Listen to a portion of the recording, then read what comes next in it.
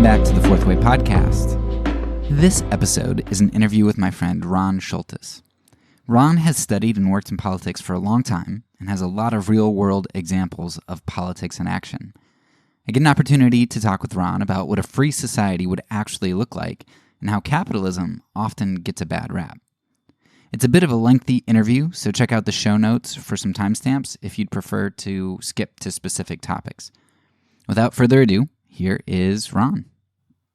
So I think what might be the most helpful for you, because I know we've talked a bit about politics, and you recommended a lot of resources that I was able to go through a lot of them, not every single one. But I haven't really explained to you kind of my journey the past maybe couple of years. Sure. So part of what kind of has driven me to government, and I think you've probably experienced this a lot, the 2016 election and just that like throwing a wrench into my moral system and just doing a lot of questioning about who I was, who my group was, what it means to be a Christian, that kind of stuff. Well, I actually kind of came to the conviction of nonviolence first, and I'm very convinced of that. But then for me, what was very difficult, like as I read the early church fathers and as I did more reading into kind of later expounders like Aidan Balu and Tolstoy and all that, I was like, oh, there are really big implications for government if you're nonviolent, because I mean, legislation has sword behind it. Every law has sword behind it. So I really started thinking a lot about that and kind of doing some research and talking to different people and all of that kind of stuff, and doing a lot of research on history and kind of uncovering a really unpleasant, glossed over history that we have in the United States, where we're very big into like George Washington and the cherry tree and like, I don't know. Are you familiar with the apotheosis of Washington? No, I'm not. Okay, yeah, it's this. I think it's the Capitol building. It's one of the big buildings there. Like in the dome, they basically have like George Washington becoming a god, like going up and being seated with the gods. And so there are very religious overtones and undertones in all, not just the United States, but yes, even the United States, right, though we would like to think that it's not. So, I want you to discuss today, to kind of help push back, because you listened to the episode that I did with my friend Taylor about communism, right? Mm-hmm. And I know that probably rubbed you the wrong way, and we can talk about that tonight. But one of the things that I was kind of discovering as I was reading people from, apartheid Africa or civil rights and Cuba and all that stuff is like, oh, the communists, like they have some reasons for some of the things that they're doing. And there are some ways in which we have been aggressors and we have kind of undercut them. And they're really not quite as bad. I mean, North Korea might be, but they're really not quite as bad and have all these malicious motivations that we might attribute to them. And at the same time, capitalism and the United States and democracy, a lot of times we say, oh, we just want everybody to have democracy and be free. Yet there are all kinds of underlying monetary or whatever other motivations. Right. So we kind of ripped on capitalism a little bit. And I have a lot of questions that I want you to kind of help me answer in regard to democracy, capitalism, Sure, that kind of stuff. So that's kind of the overarching idea tonight. Awesome. Well, I'll just quickly add, and I don't, the 2016 election was probably the best word for me was disappointing and disheartening, from somebody who believed like, and I know we're not talking specifically into that, but I think they're very linked to one another. It's just liberty and free markets, right? Obviously go hand in hand. And you can even find articles leading up to the 2016 election, like in the New York Times, talking about, is this the libertarian moment, right? And this idea that we came off of Ron Paul's, and then Rand was looking like Rand Paul, the senator from Kentucky, was looking like a front runner for the Republican nomination, and actually was looking, or very early on, right, in the polls and all that. And so they're like, is this the moment, that we're going libertarians from the first time since probably Calvin Coolidge prior to the Great Depression? And then 2016 happened, and it was clearly not the case, right? And so it was very disheartening for somebody like me as well. So, I have had probably a little just more experience in my ideologies, prior to 2016 than you did, but it was disheartening for that reason. So, but looking forward to tonight. Yeah. So you would right now consider yourself a libertarian, right? Yeah, I would. Okay. Mm-hmm. So yeah, I've learned, and maybe I'm incorrect, but a lot of the like anarchists that I've talked to, they have a joke, which you've probably heard, like, what's the difference between a libertarian and an anarchist? Oh, an anarchist really believes it or whatever. Oh yeah, I've heard that one too. But the one that I hear the most often is 6 months. Oh yeah. Well, I've heard that joke said the other way. What's the difference between a Democrat and a socialist?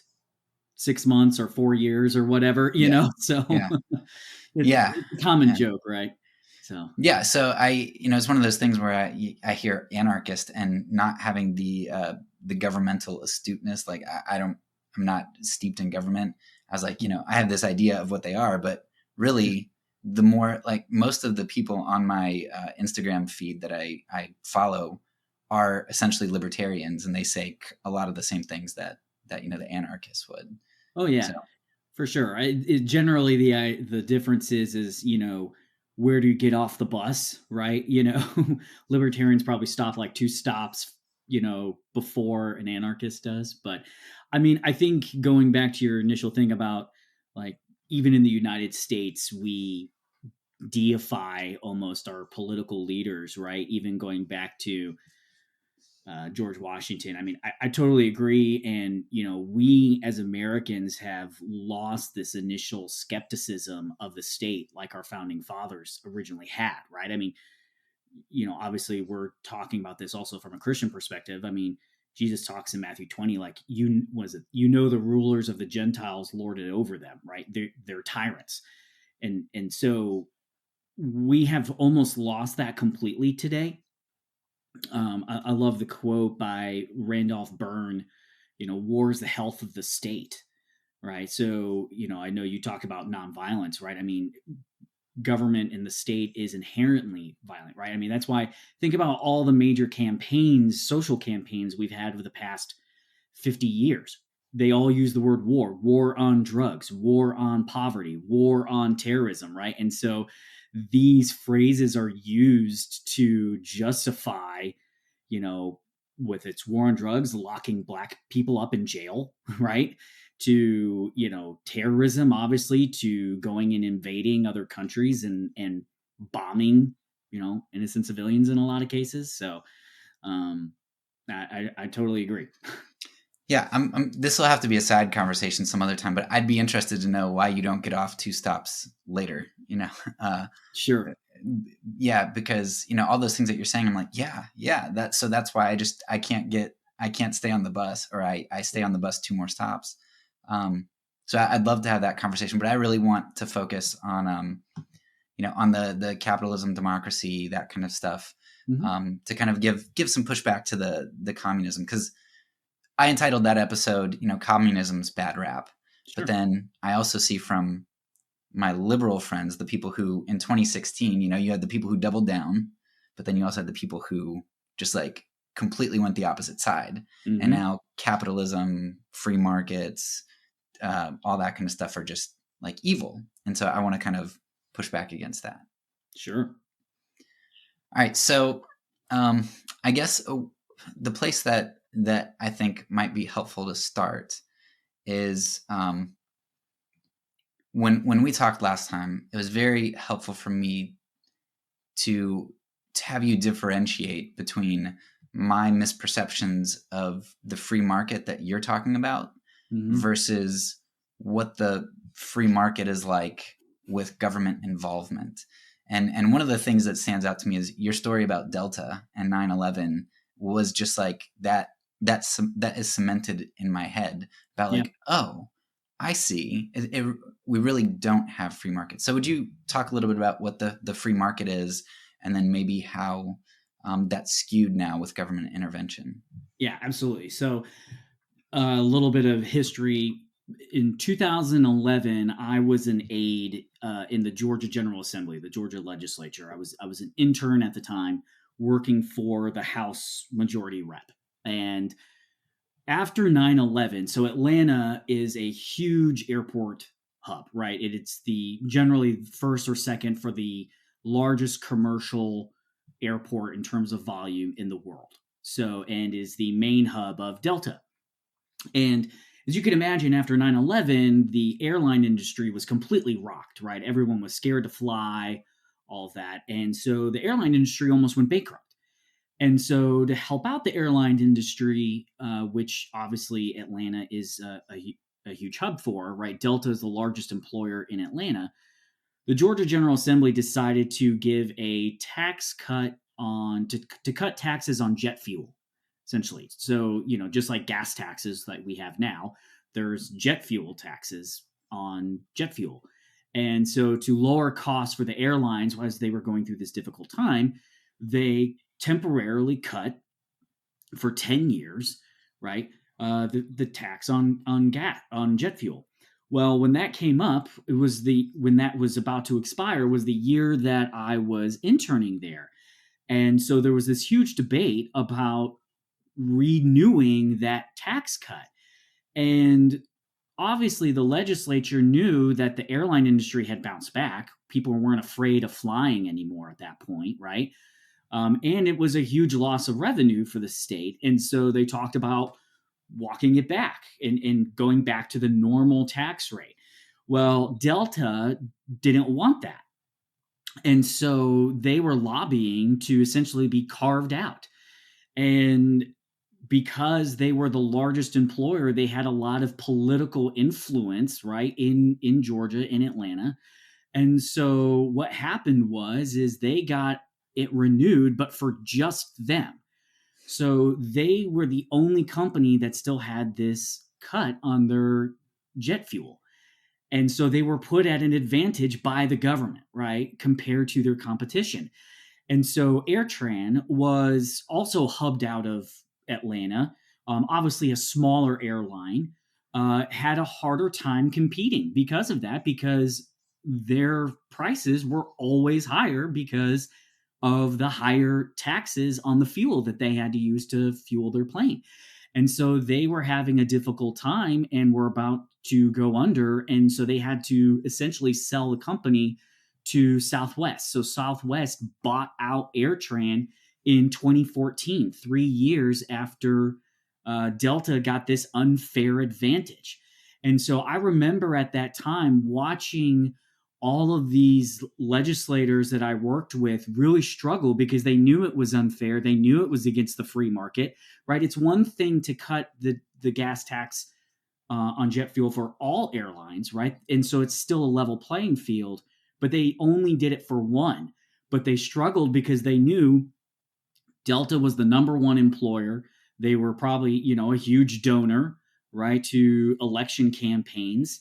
And, Delta was giving perceived threats of leaving Atlanta if they didn't reauthorize that. Now, and so I watched them struggle, but at the end of the day, they voted to do that again for Delta.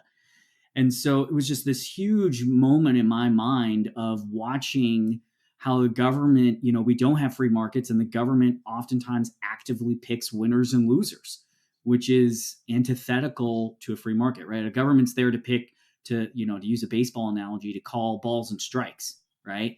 And it didn't do that. And we saw a major corporation have to sell itself out because they couldn't compete because it had been put at an unfair advantage. Yeah, and that story reminds me, because when you told that, I hadn't read Atlas Shrugged yet, Mm-hmm. but that story right there like reminds me so much of what goes on in that book. Oh yeah, and this happens all the time everywhere, just usually not on as big of a, scale. So I'll give you a great example. The organization that I work for did a mini documentary a couple of years ago called Rigged: The Injustices of Corporate Welfare. And when you hear that, it sounds like a very lefty title, right? But I mean, if you're truly for free markets, you're truly for fairness for all, right? The opportunity to fairly compete based upon how good your service is. And so what we documented was the city of Memphis was going to give $8.5 million to IKEA to expand to Memphis. Basically, like IKEA told Memphis, like, yeah, we're considering expanding here, but how much money will you give us? And so they agreed to give IKEA $8.5 million. Well, what we showed was was literally right across the street a family-owned furniture store that had been in Memphis for 20 years. And so we interviewed him. We're like, hey, do you have a problem with IKEA coming? And he's like, no, I understand that, they've got every right to be here just as much as I do. He goes, it just sucks because now I have to pay taxes that essentially help subsidize my competition, right? And so we interviewed two small, family-owned stores that weren't big enough because they weren't politically connected enough to get those same type of tax breaks, one of which went out of business. He was a guy who lost his job in the Great Recession and started selling mattresses out of a warehouse, like buying used mattresses and flipping them. He's like, hey, I think I might have a business idea. And he grew to like 2 stores called King's Furniture. He had like 15 employees, worked himself out of losing a job, but then he couldn't compete anymore because, obviously IKEA is a huge name brand, but also they didn't have to pay property taxes, right? Whereas he did. And so it forced him out of business. And so, I mean, everything from, if you followed in the news recently with Amazon HQ2, and I mean, you literally had cities like in a bidding war, how much money to give Jeff Bezos, right, to open HQ2. I mean, we were talking literally like $100 million, right? In a lot of cases, hundreds of millions. Atlanta probably had the coolest idea I heard was to literally like sell off part of the city and call it the city of Amazon and essentially allow Amazon to run its own city, right? This stuff happens all the time. We just, we see this and we think that's, capitalism. It's not, it's cronyism. And so it's governments picking winners and losers.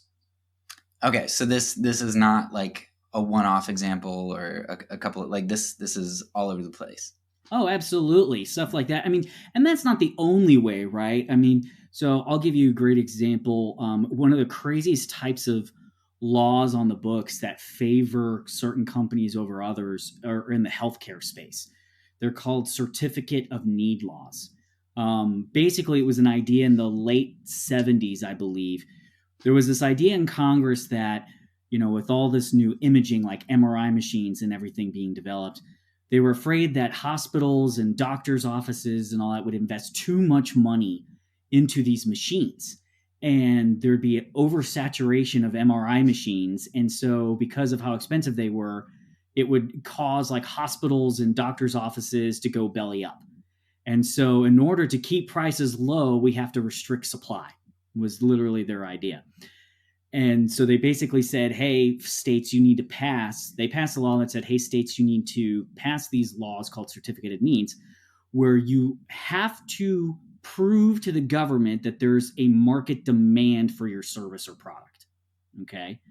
And so it's not just like, hey, like a doctor has to get a license to prove that he's qualified to be one. It's like, no, you need to prove that there's a shortage of doctors before we let you open a doctor's office in this zip code or in this county.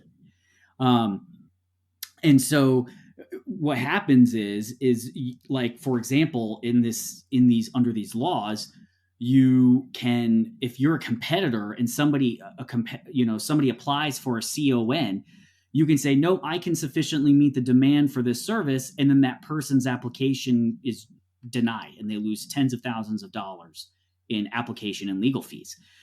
Well, if you can imagine, right, basic economics 101, when you restrict supply, prices go up. And so it had the opposite effect of Congress intended. Shocking. And in a rare feat, Congress actually realized their mistake and said, hey, this is actually raising prices, not dropping prices in healthcare. So the feds repealed their mandate that states have these laws. However, the damage at that point was already done. And so about half your states now still have certificate of need laws on the books because, hey, if you have one, have a huge vested interest because nobody can come into your county and compete, right?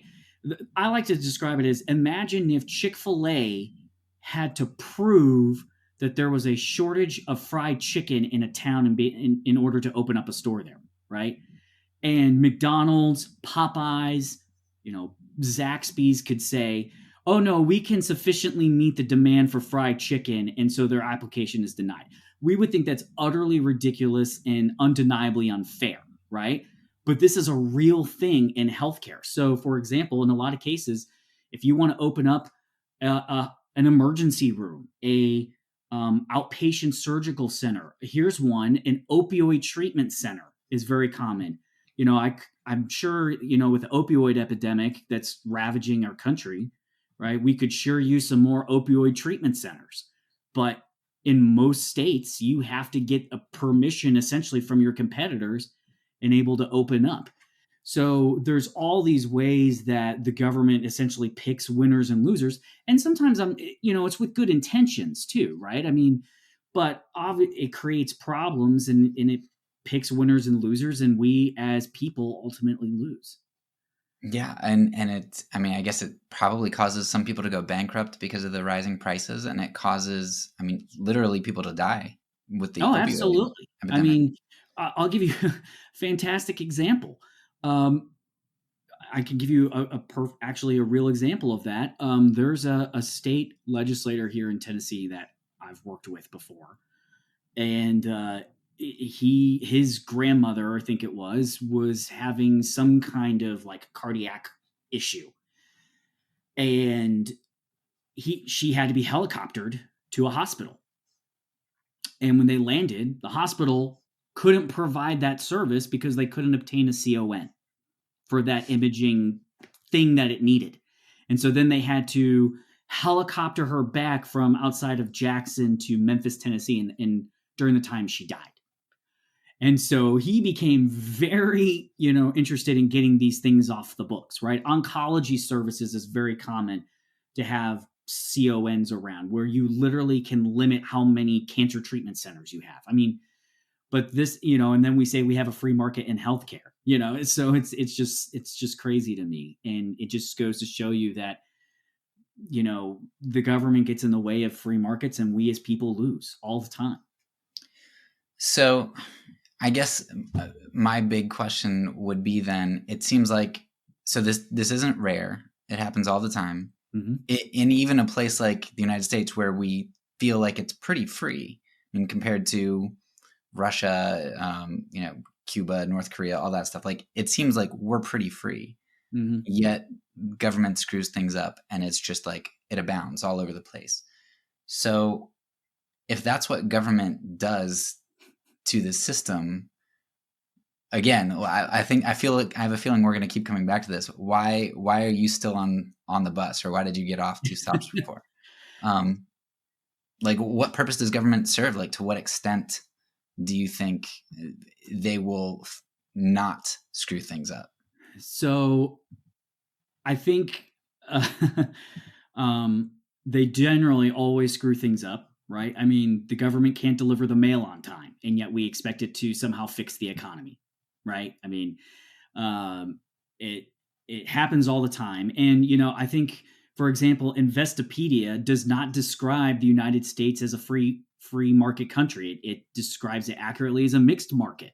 So we've got a lot of capitalism aspects to it, and we also have a lot of socialism aspects to it, right?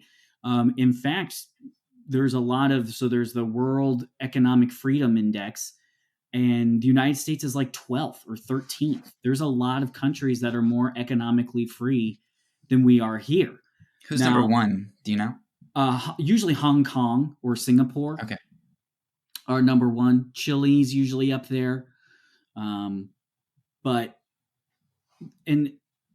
So these problems in the system are everywhere. Now, I think we kind of have this reputation as the bastion of free markets, and I think we were historically, right? But over time, I mean, really, you can go back to, I think, since the Great Depression, we have been on a trajectory of less and less economic freedom and more government intervention into the economy since then. And we're no longer the most economically free. Now, we do have a lot more civil liberties than a lot of other places because of, our Bill of Rights and other things like that. But on an economic standpoint, we're trending in a lot of ways in the wrong direction. So is that just innate to government? Like that's the life cycle of a government when people get power and control, however they get that, whether it's, you're a general in Rome and you have an army behind you, like physical force, or whether that's your Jeff Bezos and you have money behind you and you can buy legislation. Is that just how governments are going to end up? Yeah, so I think it's Thomas Jefferson that has the quote that the natural tendency of government is to grow, right? And it's inherently inefficient, inherently. And there's a reason for that. So it goes back to the simplest way I can describe it is Milton Friedman, who's a famous, 20th century economist, had the theory of spending. And this is really easy to understand, and it helps explain a lot of things, why they're more expensive when the government gets involved versus not. So the first type of spending is your money on yourself, right? So when I buy something for myself, I'm going to make sure I get the best product at the best price, right? If I'm buying a gift is the second one, where I'm using my money on somebody else, okay? I may not take the time to get the absolute best product, but I'm sure going to make sure that I'm being cost conscious, right? Because it's my money. The third is somebody else's money for yourself, right? So think of like teenage girl with daddy's credit card or something like that, right? She doesn't care how much money it is, but she's going to get the cutest t-shirt, if it's Abercrombie versus Old Navy, because she doesn't care. It's not her money, right? And then the last, which is really how the government works, it's somebody else's money for somebody else. So you just don't have the inherent incentives, right, to make sure that it's done cost effectively and that it's a good product. And so that's why it's inherently inefficient. This is why, for example, insurance is getting more and more costly in healthcare, because we as consumers of healthcare are not the customer, right? Our employers are. And so, which was created due to government intervention, this whole weird system that we have in healthcare. And so that's where you have the inherent inefficiencies.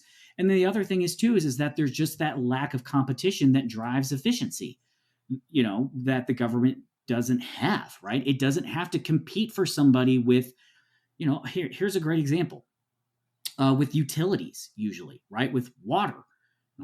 I mean, look at Flint, Michigan, right? We've never had to worry about Dasani having lead in the water. We've never had to worry about Aquafina having lead in the water. Where does that happen? In government-run utility systems, right? Because it doesn't have a competition to provide those types of services. And so even if they're well-intended, right, inevitably, they're just not as good. They're just not as good in doing so.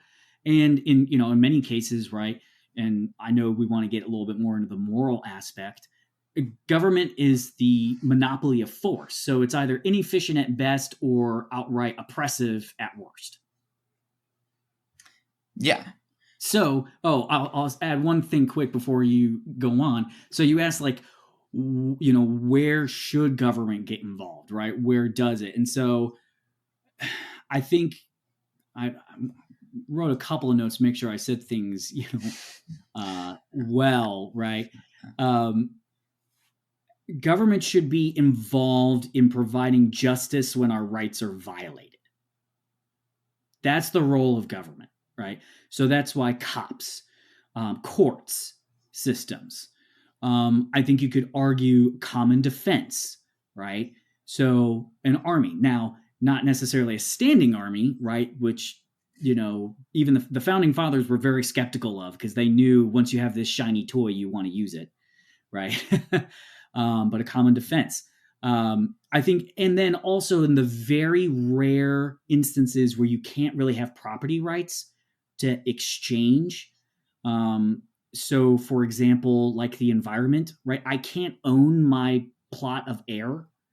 And so when somebody across the country puts stuff into the air and it poisons my air, there's nothing I can do to say, well, I'm taking care of my air, right? And so those are the very few instances as well, I think, where it makes sense for the government to get involved. Yeah. Okay. Yeah. So that would be extremely limited. I mean, by and large. Yeah. Yeah. Because I was thinking, while you're talking about a free financial market, it seemed like on libertarianism, going that route, it seems like being able to choose is a very big deal. And so I guess it just seemed to me like, well, why wouldn't we have kind of the same thing with governments? Like, I'm part of an HOA because I wanted a house here. It was the right price compared to other places. It was nicer than some other places that maybe didn't have HOAs, but I didn't want to live in that area or in that house, or it was too far from this or from that. So I chose to place myself under this particular HOA.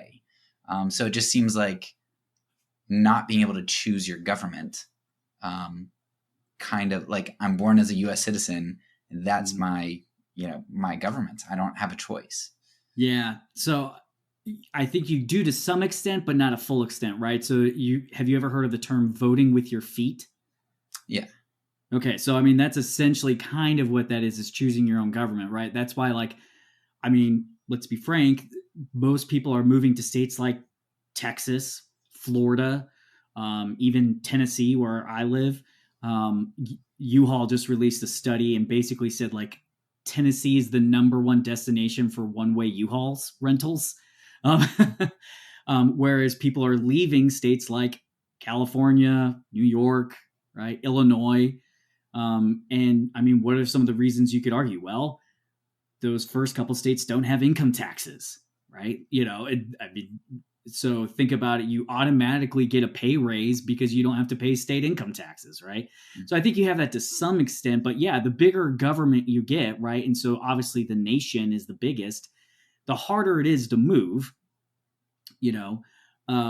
and also, I mean, this is getting really deep, but yeah, you're right. I mean, people talk about, well, there's the social contract, right? Well, name me a contract that I've ever been, forced to comply to that I didn't sign, right? Every other contract in your life you sign, whether it's even your stupid cell phone plan, right? You sign a contract.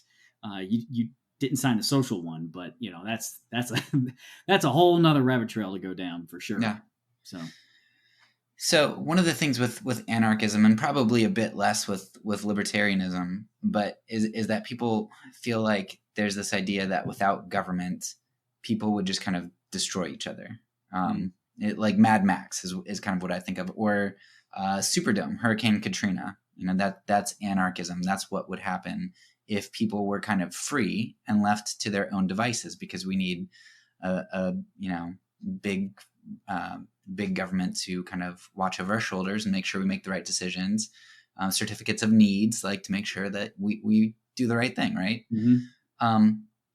But I was I don't know where I came across it. Probably one of the books that you recommended, but was coming across a quote that was from McCulloch versus Maryland, where it says that the power to tax is the power to destroy, and it was probably in the Jekyll Island book you'd recommended. It was probably from there, but he was going into all of this monetary policy types of things and kind of showing how the power to tax really is the power to destroy. Mm-hmm. I mean, we're all taxed, so in essence, we're all kind of being destroyed to a certain extent by the government, with the sword at our throat. So I understand that you said that the creature from Jekyll Island is something to take with a grain of salt. Mm-hmm. You said that, I mean, and I looked the guy up, and I think he's kind of crazy in terms of some of his ideas.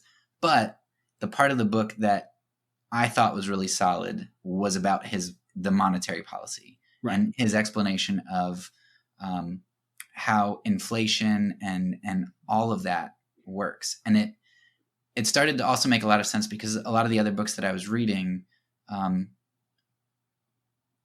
you go to read about government and you're like, why is half the book about economics? Mm-hmm. Because it's always about money. There's money tied in there somewhere. So I'd love for you to kind of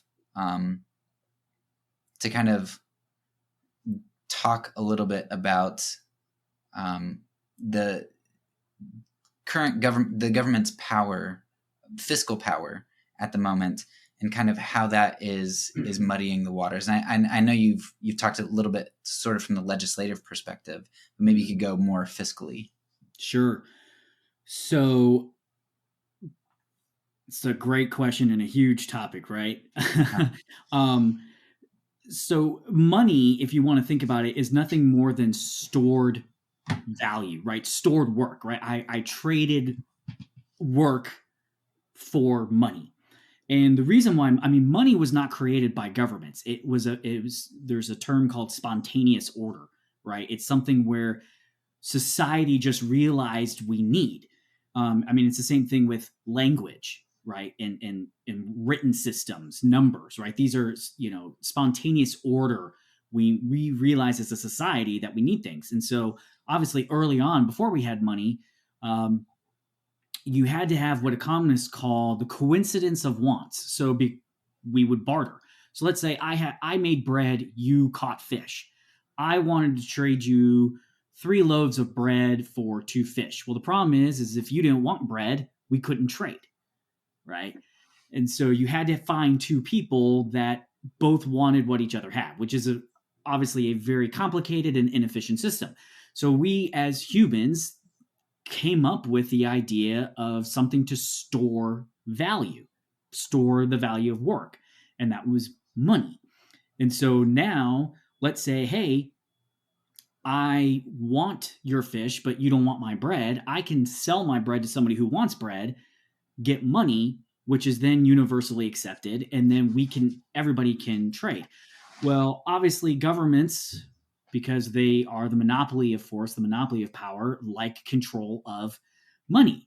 And so from pretty early on, governments have basically then taken control over issuing money. This is going all the way back to Romans. And then the problem is that if your money is based on something, historically it's been gold and silver, but it could be really anything.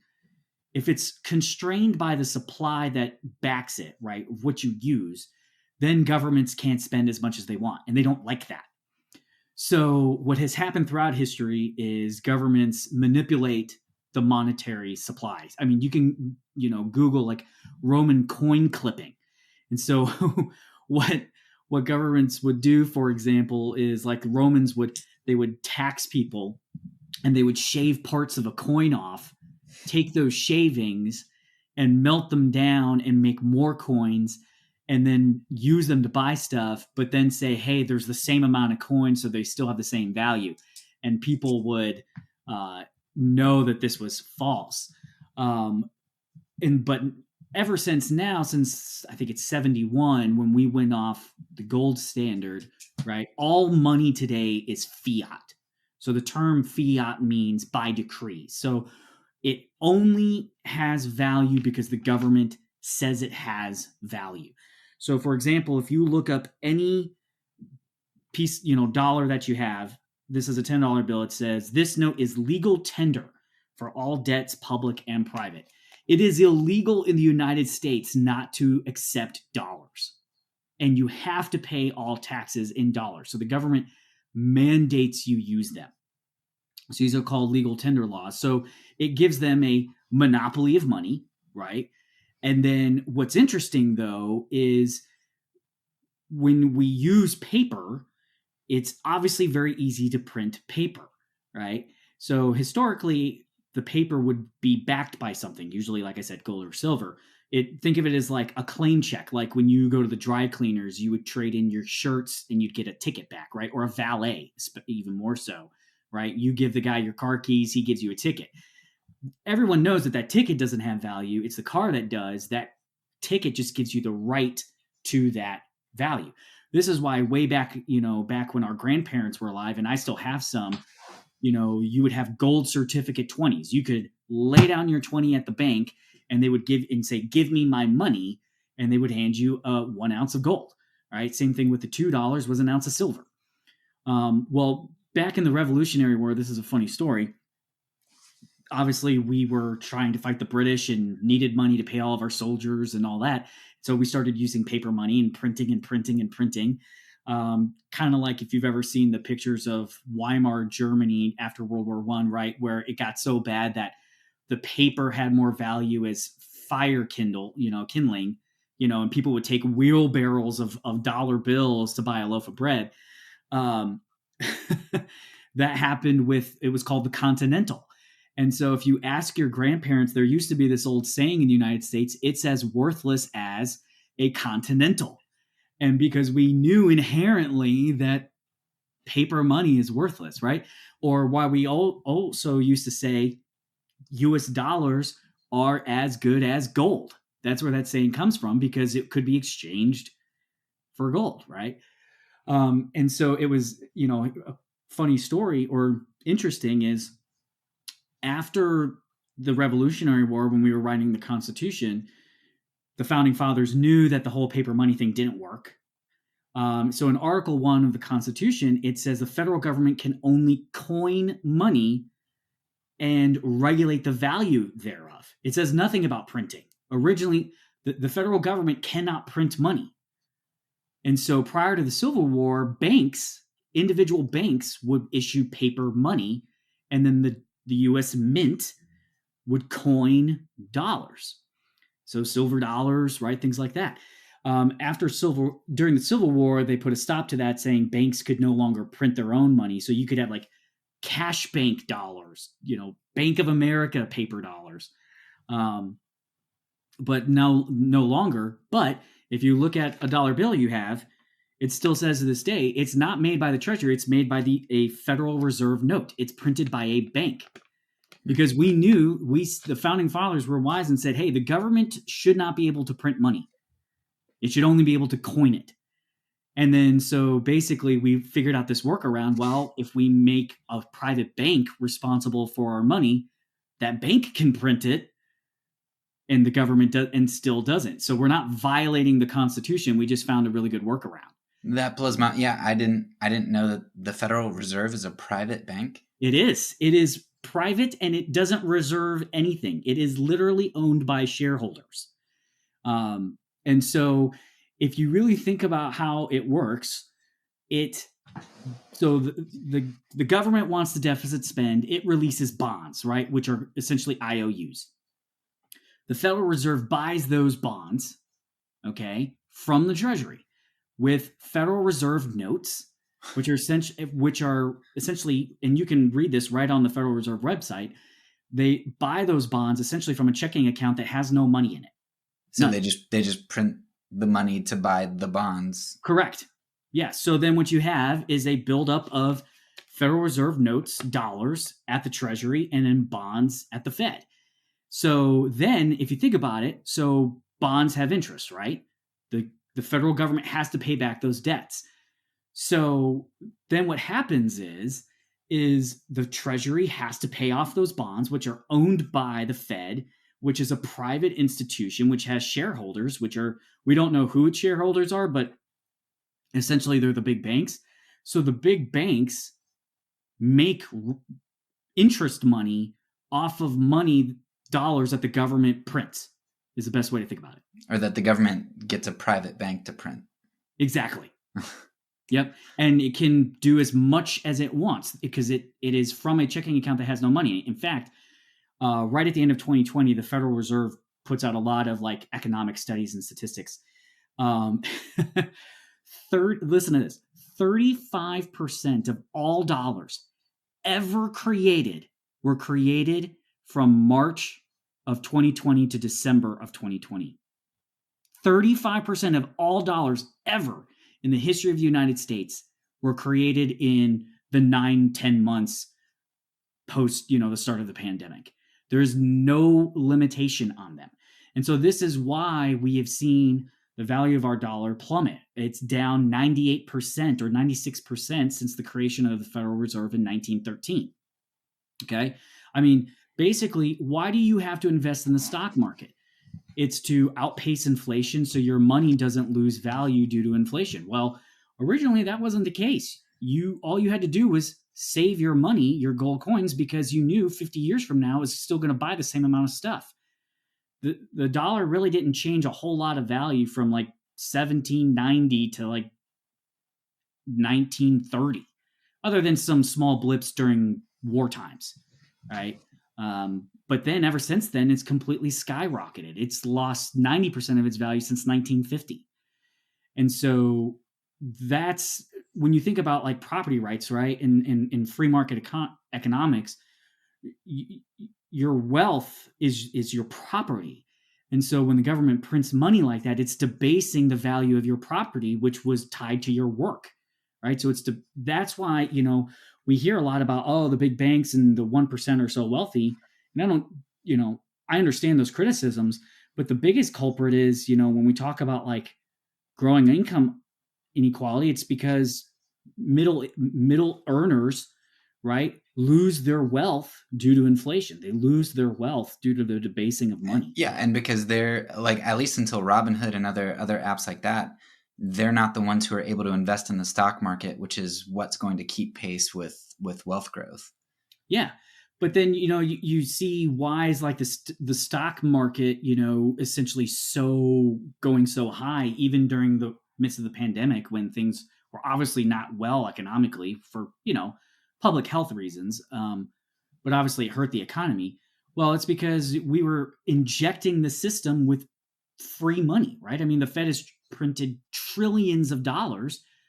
Well, what do? You take that free money, right, and you put it in the stock market, right? And so that's where you get these bubbles that bust eventually. And I mean, that's not free market, right? That's not. So how does fractional reserve banking, because that was something that came up a lot and I feel ties in with inflation, how does that relate to this, or doesn't it relate to this at all? Oh, it very much so does. So fractional reserve banking is something that adds a lot to that dollar supply that devalues the dollar. So fractional reserve banking means that a bank only has to hold a certain percentage of its assets actually in the bank, in the vault. So good way to put it is, let's say I deposit $1,000, right, in the bank. A lot of people think like, oh, my $1,000 is in the bank. Well, that's not how it works. That bank then turns around and can lend out a certain percentage of it. It's called the reserve requirement. So traditionally, it's somewhere around 10%. So that means they only have to hold 10% of their deposits on hand. So when I deposit $1,000, okay, my account shows that I have $1,000. But what they really do then is turn around and try and loan as close to $900 of it as they can. So let's say I deposit $1,000. You want to get a loan for something, I don't know, a new laptop, whatever, and you get a loan for $900. Well, it shows that they gave you $900, right? That's all you know, right? But my account still says I have $1,000. So really now we have $1,900 in the system, right? So then you turn around and buy that laptop with $900. Best Buy or Apple or whomever takes that $900 and puts it in their bank. Well, then that bank can loan $81 of that $90. And this system just keeps cycling and cycling and cycling until you've totally like blown up how many dollars are actually in existence. It wasn't until recently that the UK had any kind of reserve requirements. They could literally loan out money into infinity, right? The greatest example of this is, I'm sure you've seen the movie It's a Wonderful Life, right? The Christmas movie, right? There's a perfect example of this. The next time you watch this, watch the scene carefully where he's about to go on their honeymoon and the stock market crashes and there's a run on the bank, right? There's a run on the bank and everybody's trying to go and cash out their account. And he's trying to convince them that, like, he's like, look, I don't have your money. Your money is in her house and her money is in your car. And he's explaining this. And he's like, I really can't afford to give all of you your money. How much do you really need? That's fractional reserve banking. And we as Americans used to understand this all the time. This was well known. That's why early on in our history, there were a lot of bank runs, a lot of runs on the bank, because we knew essentially it was almost like a pyramid scheme, right? Where it's just only a little bit is actually there, but we say there's all this in existence. And so that's why we have, like, nowadays the FDIC saying, oh, well, your money's insured up to $250,000. So, regardless if the bank actually has the money, the government will print it, right, to cover your money in case there's a run on the bank. Well, I mean, studies have been shown, like, the FDIC doesn't have enough to cover all that. But this is something that we knew as a population. It's really sad, in my opinion, how little we understand, economics in today's society. For the first half of our nation's history, one of the biggest political debates was, should we have a national bank? That was a main campaign issue many, many times. We actually had two others prior to the Federal Reserve that were discontinued because people realized that this was either A, unconstitutional, or B, a bad idea. Now, most people don't even know what the Federal Reserve is or what it does or how it works, right? But, that used to be the issue of the day. Go back to, Andrew Jackson basically became president for talking about, I'm going to end the national bank. It was the issue of the day as much as guns or abortion or something like that is now. And we've totally forgotten and don't understand how this system works. And then we see when government intervention in the economy screws up, and then we blame the free market when it's really not. Okay, so trying to kind of direct this back, because I think that's a really important there's a lot to understand there that I still don't understand, but a couple of those terms are kind of familiar enough to know that it's crazy, like insane. Mm-hmm. But I was listening to somebody who was talking about, hey, look, a lot of the issues that people have with capitalism is that they don't understand that there are really a lot of different forms. And so this individual was talking about Keynesian economics as really being the enemy that we're fighting, and a lot of it kind of rang true, just knowing what I know about our culture and my own heart. Basically, increasing, wanting more, spending more, and that makes perfect sense of the materialism we have, where hey, buy your iPhone this year and get this plan so that next year this time you can get your next iPhone. Mm-hmm. And I understand. So this isn't a critique of other people's immorality and greed. This is oh, that sounds really good to me. I want new stuff and I want to spend more. If I go to Amazon, it's hard not to buy something. So I'd love for you to talk about Keynesianism here, the role that it plays, just maybe in terms of our culture, greed, how it impacts the government, and wastefulness, and just kind of the things that we've been talking about so far. Yeah, I totally get your example. For Kristen and I, it's Costco, right? You can't go into Costco and not spend $100. It seems like, you go in saying we need chicken, and you come out with random stuff, that you had to have. So you have to understand a little bit of background as to when Keynes kind of came on the scene. It was post recession, right? And so the dominant thought of economists at the time was we would call classical economics, right? So Adam Smith, supply, demand, the market is efficient, particularly over the medium term, maybe not as much the short term. And so he kind of had the theory of, well, he has a famous quote, in the long run, we're all dead, right? So why should we suffer now when what we can do is to help smoothen out the boom and bust cycles, okay? Let's boost aggregate demand. So the economy, if you want to think about, is is made up of a couple of components: consumer spending, investment, which is by businesses, government spending, and imports, exports. And so if consumer spending is down, if business investment is down, we can boost aggregate demand by government spending. And so when the economy slows down and we have chronic unemployment and sticky wages, we can increase and deficit spend. Okay, and that was the idea. I will say he gets a little bit of a bad rap because he did say that, hey, in good times, the government should actually cut back that spending, right, to not crowd out like private investment. So he did say that. The problem is politicians only heard, hey, I'm giving you, it's good economics to spend money, and that's all they heard. They didn't hear the other part of, hey, when the economy's good, you need to cut it back. And so he came out right around the Great Recession time and essentially became the dominant thought of economists and economics since then. So since then, it's, this is where we get the idea that government spending is good for the economy, right? After World War, or not World War, 9/11, there and the war in Iraq and all that stuff was starting. There are clips of George Bush going out and say, essentially, go buy cars, go spend money. And that's Keynesianism, right? In and of itself. And this is really a distorted consumer's view of what capitalism should be.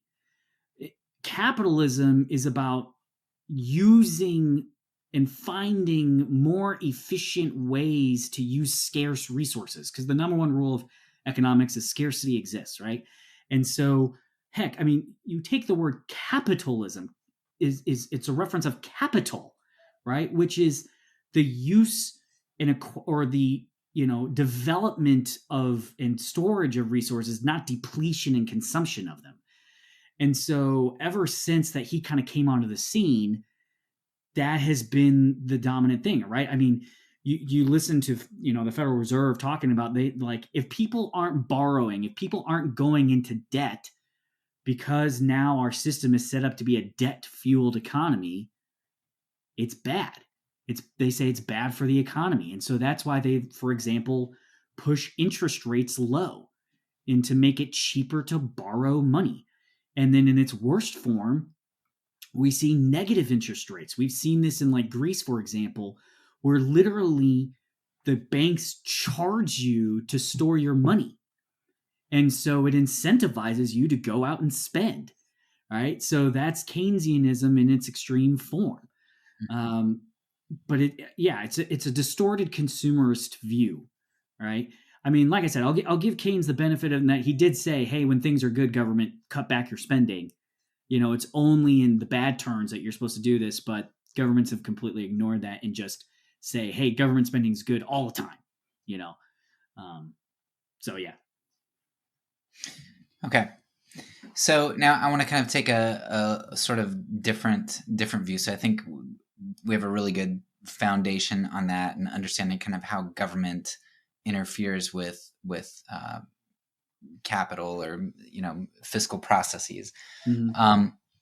One of the things that I talked about with my friend Taylor about communism, is kind of a hang up that I have with American capitalism. And I might be wrong about it. So I would, I'm sure our opinions diverge, and that makes me nervous when we get into the governmental realm, because I know that you're very well thought out, but you don't ever seem like you have an agenda to me other than just well, here's what's true and this and that. And you weigh things really well. So I appreciate that. Mm-hmm. But like I mentioned before, I had read a number of different books. One was called Negroes with Guns. And this guy in the civil rights era, he's just like, hey, I'm a black guy living down south, and some white people were messing with us, and so we brought out our guns, and they didn't like that, and so they attacked him. Well, they shot at the white people.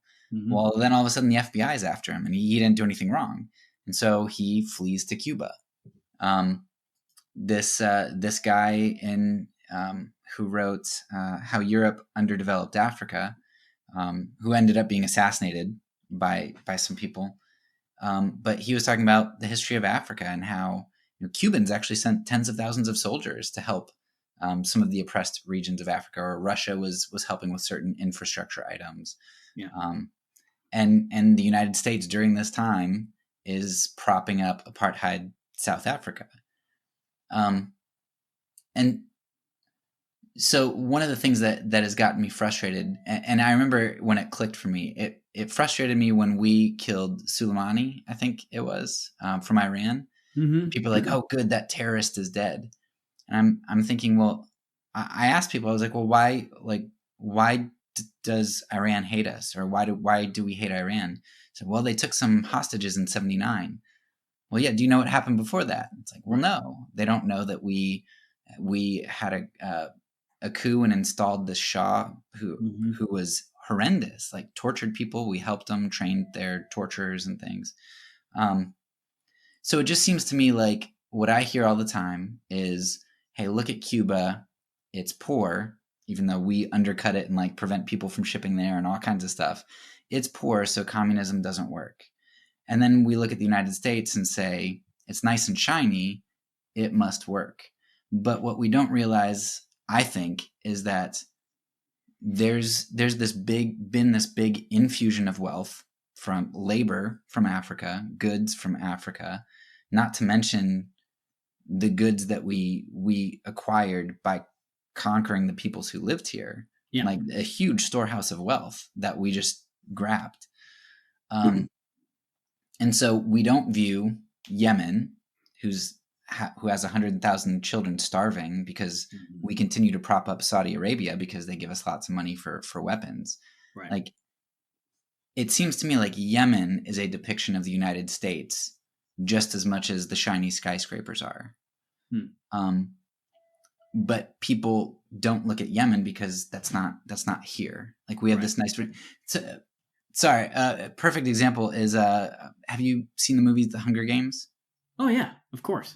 Yeah. So District 13, right? Terrible. Yeah. Capital, beautiful, and like all these just elegant, wonderful people. And it's like, well, but District 13 is as representative of the capital as the capital is, because the capital created District 13 and they're sucking the resources from them. So that's kind of my hang up with capitalism. It doesn't seem like it's as nice and shiny and beautiful as everybody props it up to be. And the things that it has that are good were, at least in large part, unjustly acquired or exploitatively garnered. And like the image in my mind is, I don't know if you've ever seen the Congolese, the picture of the Congolese man just sitting on the porch, like despondent, looking at his daughter's severed appendages because Belgium punished people who didn't fill their quotas. They'd chop off their kids' appendages. And you look at Belgium, it was nice and shiny. They had lots of goods, but it came at the expense of millions of Congolese lives. So that's a long question. Yeah. But yeah, I'd love for you to say, to help me understand, is that the picture of capitalism that I have, or is that a little bit too harsh? So I think that's an example of what I would call mercantilist capitalism, right? So mercantilism was it was kind of the old economic system prior to Adam Smith came around, and was really the first, what I would call, free market economist, right? And mercantilism, the idea behind it was power is equated to accumulation of resources and money, right, in the homeland, right? And so that's what led to the initial like imperialism, push of the Western powers, right? These colonies, we can use their resources to gain wealth, right? And this is where the idea of like tariffs really first came about, right? We've got to make sure that, and you had these always escalating tariffs because imports are terrible because it's gold leaving our country, France, to go to Europe or to go to England. or vice versa, right? And so I would say that that's a really, I view that as more of a mercantilism issue, right? Because we're exploiting colonies for the motherland's wealth, right?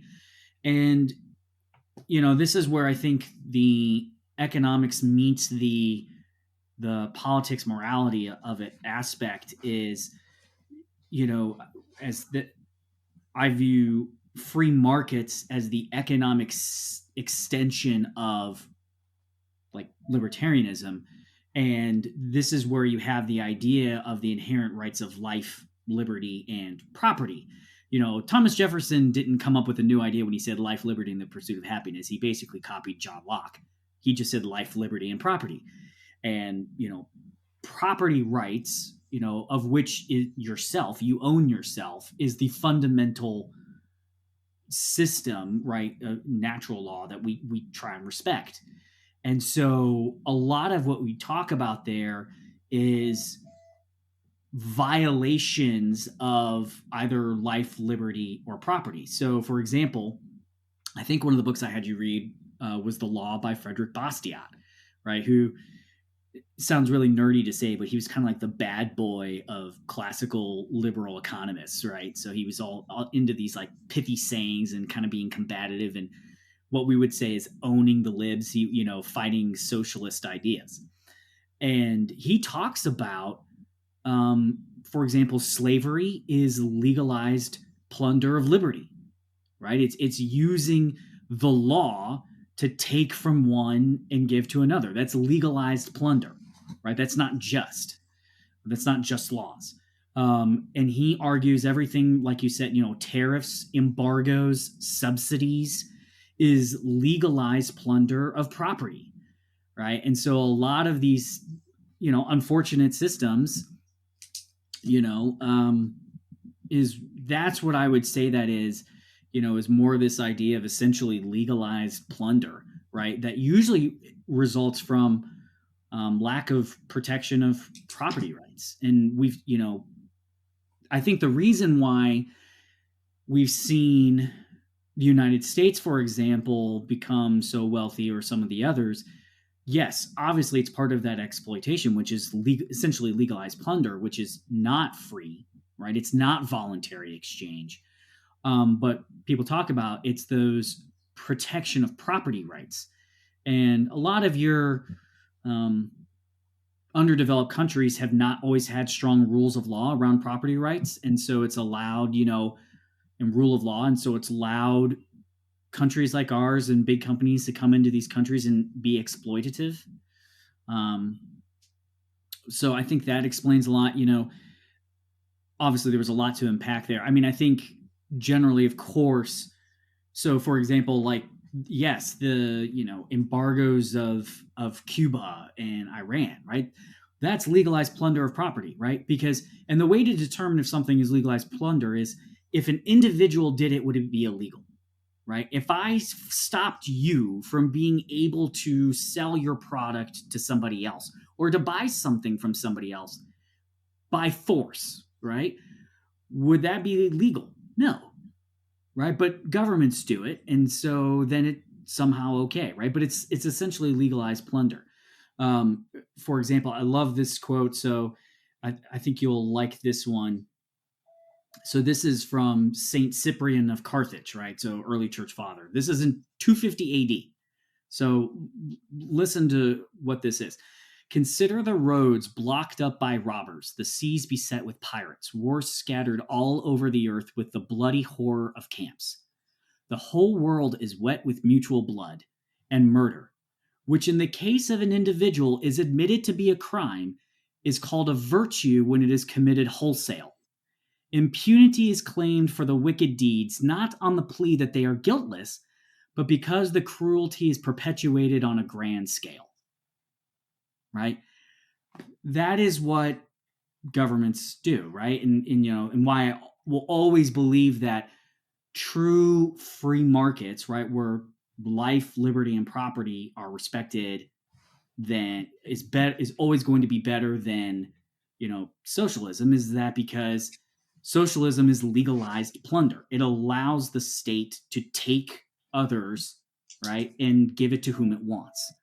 And it's also why, for example, it owns the state owns everything, and so therefore it owns your life, right? And so obviously, democracies have done terrible things, but we don't have millions of massacred at the hands of free market economies like we have in Soviet Russia and China and even in Cuba, right? I mean, all you got to do is read some Che Guevara quotes, and he talks about like he's been bored because he hasn't killed anybody in a couple of days, and so that's why I will always believe that true free market capitalism is inherently better because they flourish more when they're free, when they're not at the point of a gun, when they're not under duress.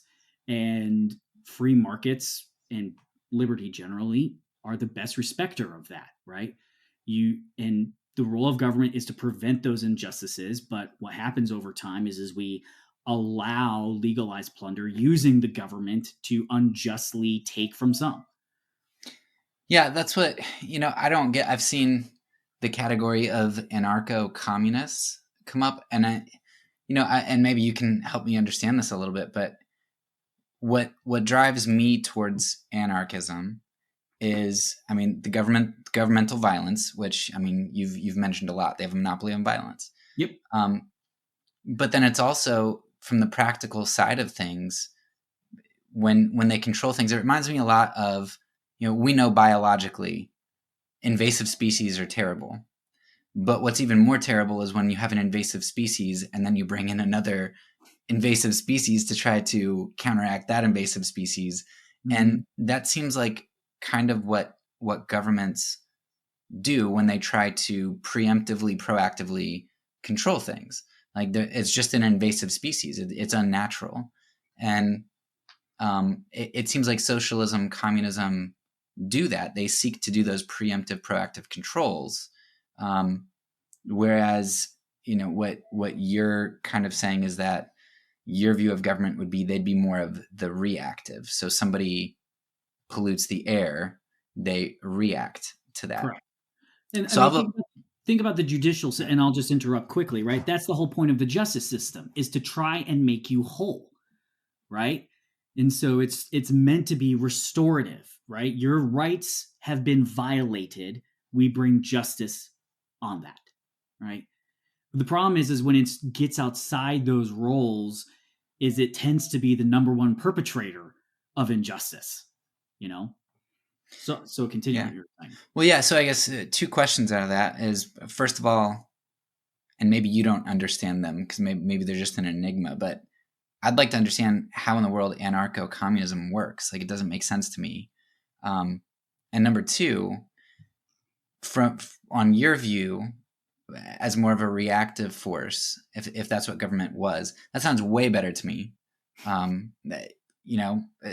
If that's the farthest you go, that sounds pretty good overall. But I'm so skeptical of governments. Mm-hmm. Because of their growth, right? The tendency to growth, like you said. Yeah. And when you talk about jobs and people needing a supply, I think of in our school system, we had to spend all of the money that the government allotted for us, even if we didn't need it, mm-hmm. because then the next year your budget was based on how much you needed, and if you didn't use it all, you'd lose some of your budget. Yep. So, I'm thinking, the skeptical side of me is thinking, well, on your view, that sounds great, but maybe year one, it's good. But if I'm a judge or a cop or something, I need to justify my position. I need some crime. That influences the types. We need more legislation on this. We need more legislation on that. We need more. And maybe you disagree with the privatized prison system, but it seems like that's in part privatized prison system mixed with lobbying and in control of legislation. Yeah. Maybe you could explain how your system would actually function as well. So anarcho-communism, how would your system function? Yeah, I don't know if I fully understand anarcho-communism.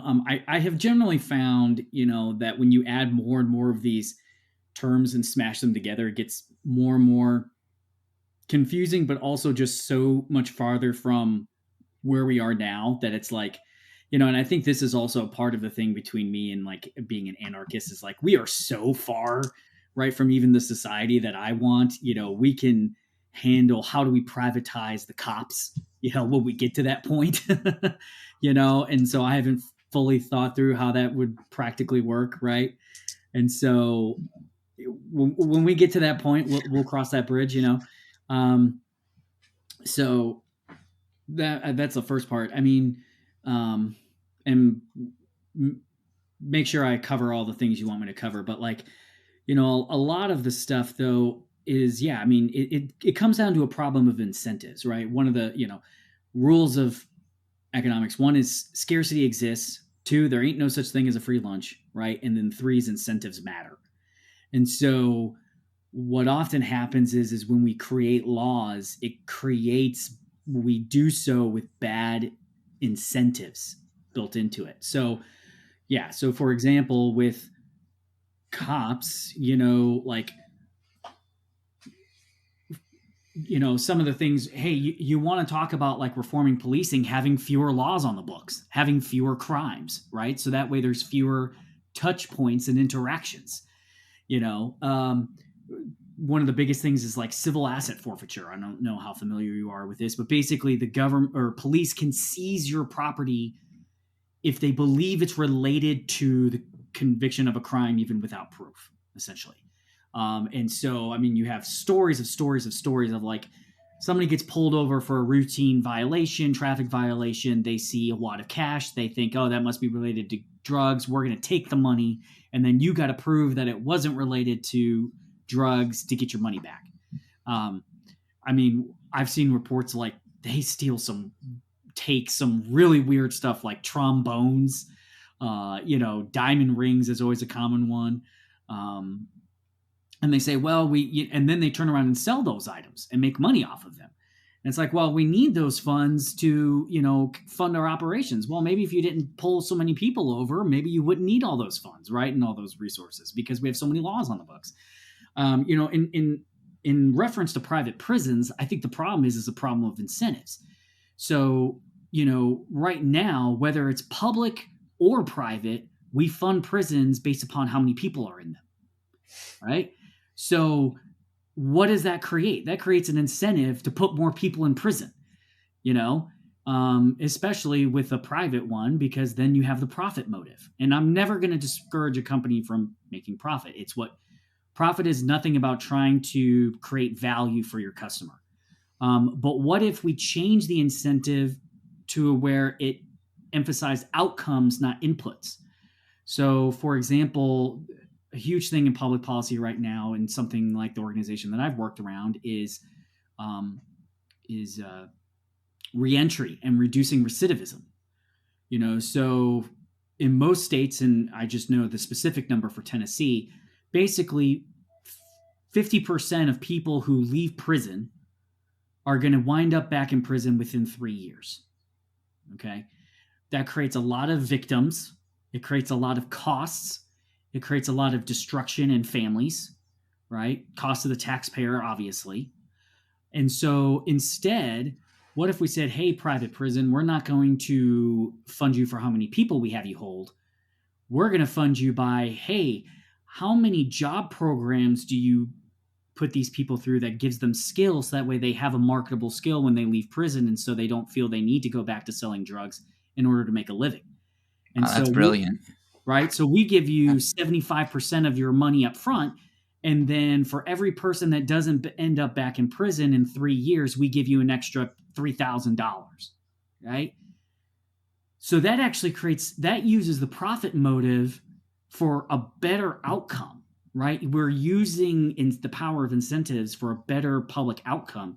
And obviously the government and we as taxpayers, as an extension of the government, benefit from that because then, yeah, okay, maybe we pay more per person in prison, but overall our costs go down because guess what? There's fewer people going back into prison, right? Here's a crazy example of this. Believe it or not, Texas has really led the way on this. And when you think of Texas, you think tough on crime, right? And they are very tough on crime. But Governor Rick Perry, back I think in like 2010, was facing they had their prisons were completely full. The federal government was about to come in and take over their prisons because they couldn't run them well. And they had people sleeping on like mattresses on the outside their cells on the floor, all this kind of stuff. And he's like, and so he was looking at like a $2 billion bill to build new prisons. And he said, if we spend this money, they're just going to be full and we're going to be back here again in, 5 to 6 years with the same problem. He said, instead, what if we took a couple $100 million and invested in things like reentry programs, judicial diversion programs, drug courts, things like that? Because they try to answer the fundamental question, are we scared of you or are we mad at you? Right? Did you violently hurt somebody and you're a threat to society and we need to put you away? Or are we just mad at you because you did something we didn't like? And they differentiated. And so what they've seen now is the recidivism is dropped while crime rates have dropped. In fact, Texas has closed like 9 prisons over the past 10 years.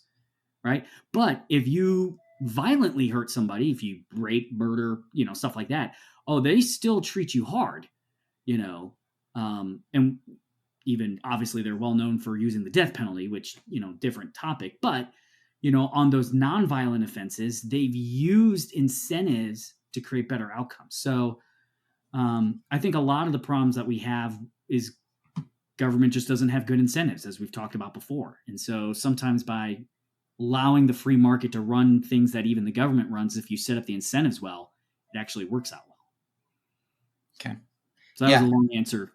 No, it was good. And I mean, that would give me hope for prisons. And you're right. Like when I think of a private system being incentivized, a private prison being incentivized in that manner. Yeah. I wouldn't mind them making money if they do accomplish that. Right. Yeah, do it. I'll give you a quick story. I know we're not want to take up 5 hours as you joked, but so a lot of people don't think about occupational licensing, right? Which is really the government's permission to do a job, right? And we know that doctors, lawyers, teachers, right, have always had licenses, right? If I've had surgeries, as you know, you better believe I want to know that doctor knows what he's doing, right? But we've seen that grown exponentially. In 1950, about 5% of Americans needed a government license to do a job. Now the estimate is around 30% of people in the workforce need the government's permission to do a job.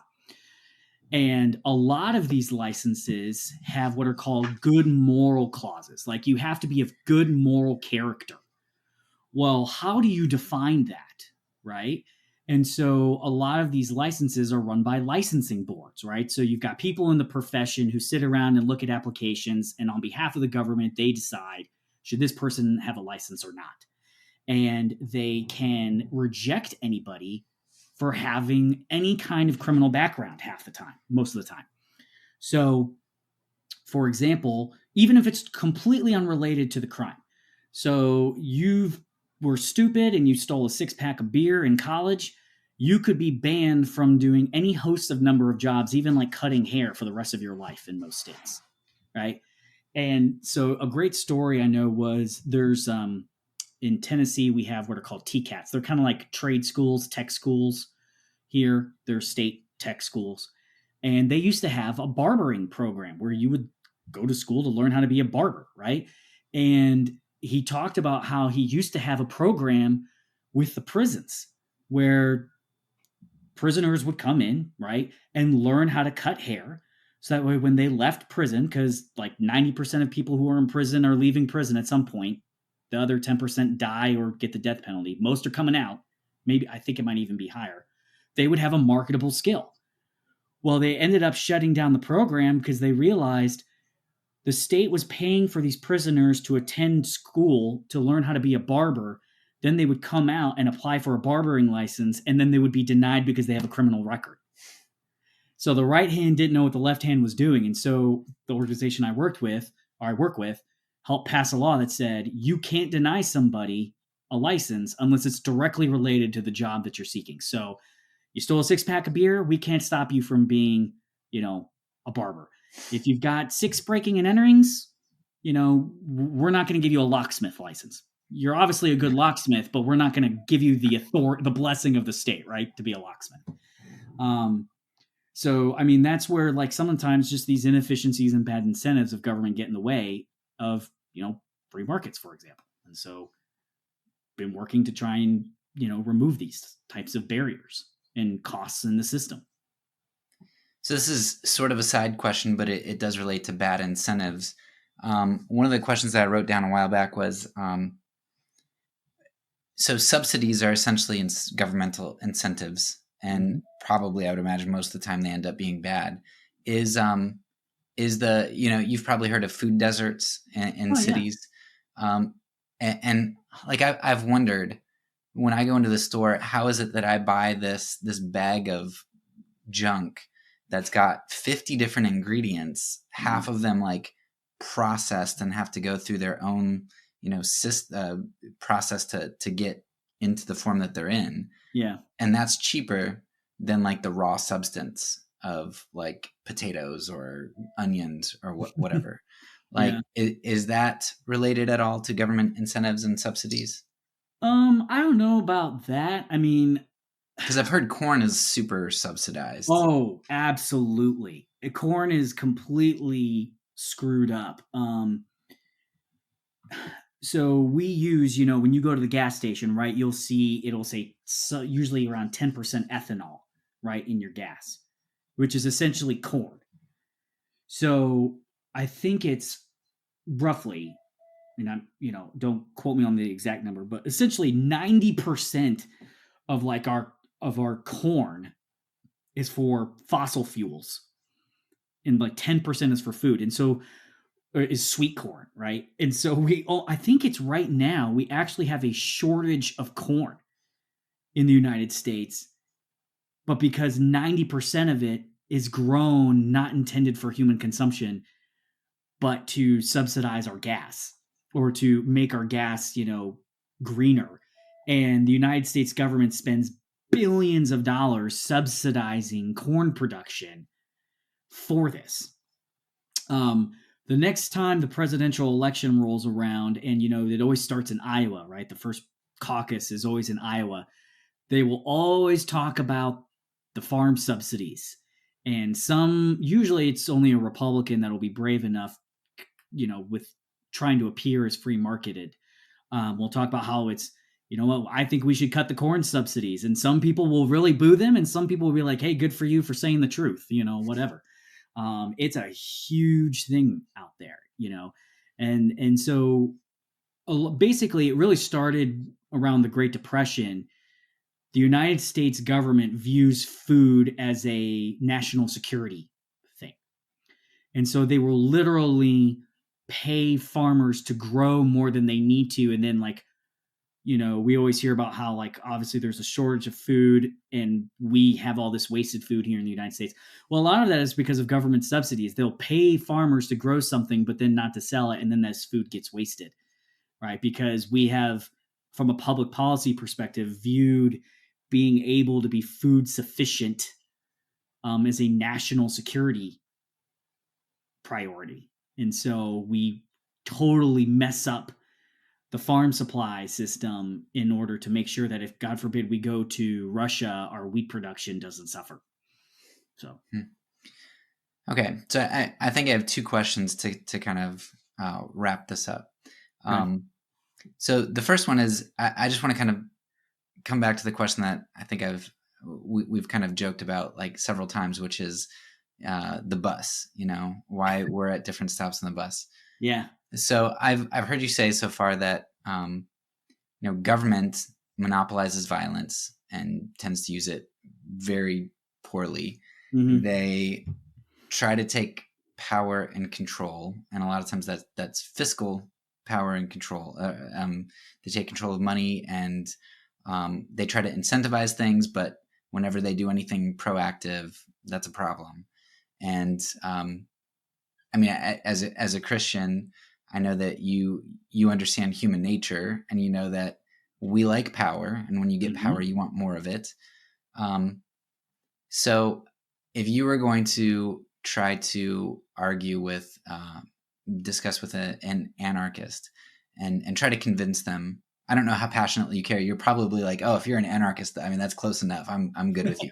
But if you were going to try to convince somebody from the other side, to kind of come to libertarian and have limited government, why would you say you're at the bus stop you're at? Yeah. Well, first, before I get there, I mean, I do want to talk, like, yeah, we've talked about government as power, and it breeds corruption and violence and all. I mean, if you haven't heard the James Madison quote, I mean, it's very fundamental to this conversation. I wrote it down so I wouldn't mess it up. If men were angels, no government would be necessary. If angels were to govern men, neither external nor internal controls on government would be necessary. In framing a government which is to be administered by men over men, the great difficulty lies in this. You must first enable the government to control the governed, and then in the next place, oblige it to control itself, right?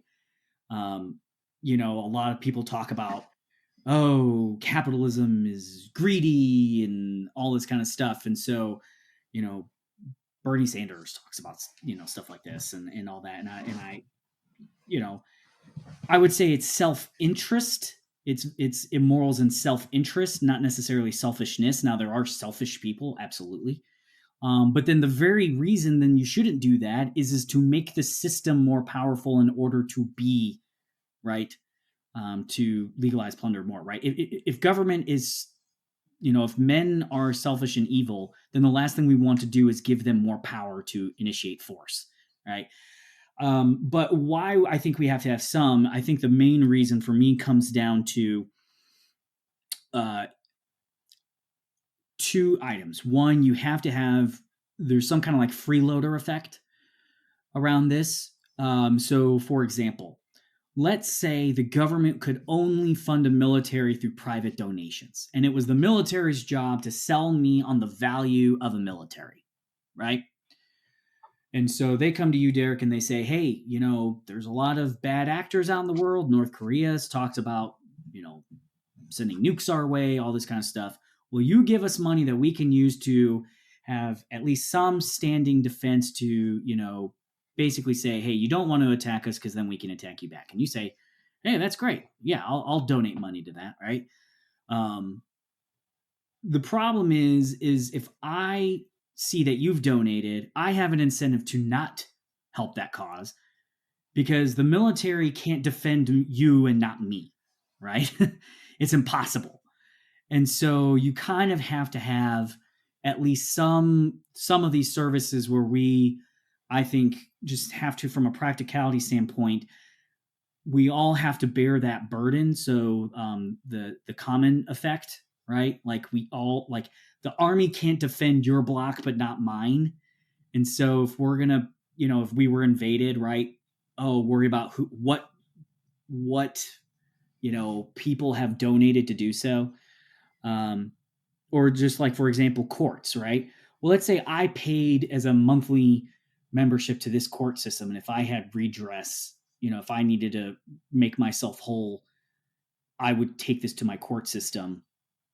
But you paid for another court system and didn't recognize the authority of my court system. Well, what do I do then if you have violated my rights? Let's say you've taken some of my property. What do I do?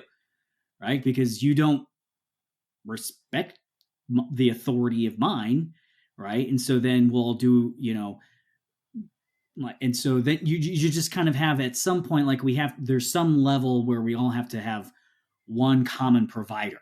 And so even if it's private, right? Like, hey, we all agree we're, you know, as America, we vote to give company X the opportunity for the next 10 years to run the court system. Okay, well, even if it's private, that's a government.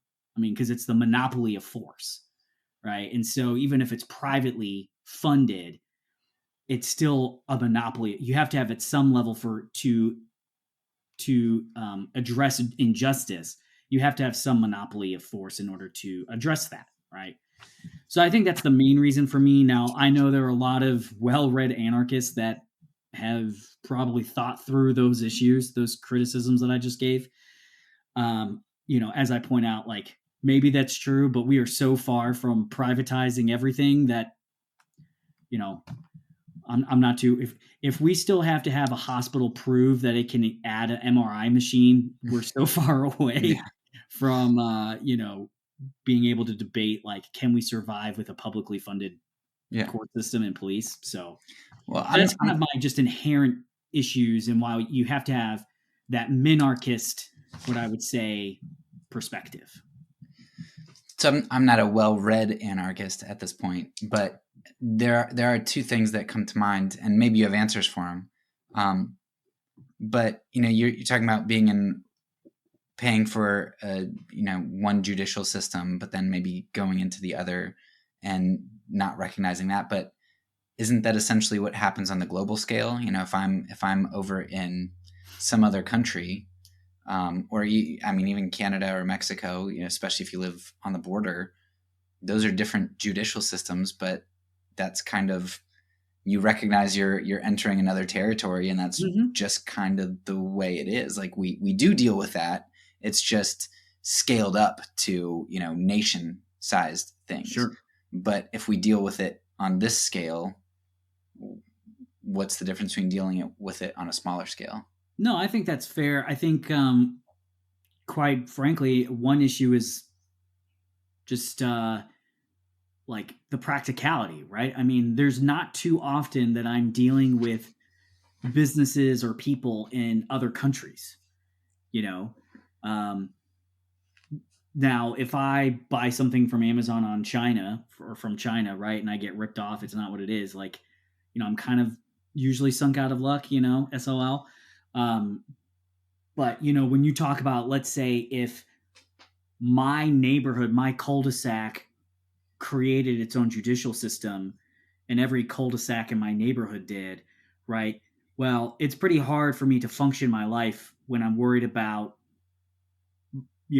my rights being able to be protected with each cul-de-sac that I drive through, So I think there's just a scaling issue with that, right? Whereas, it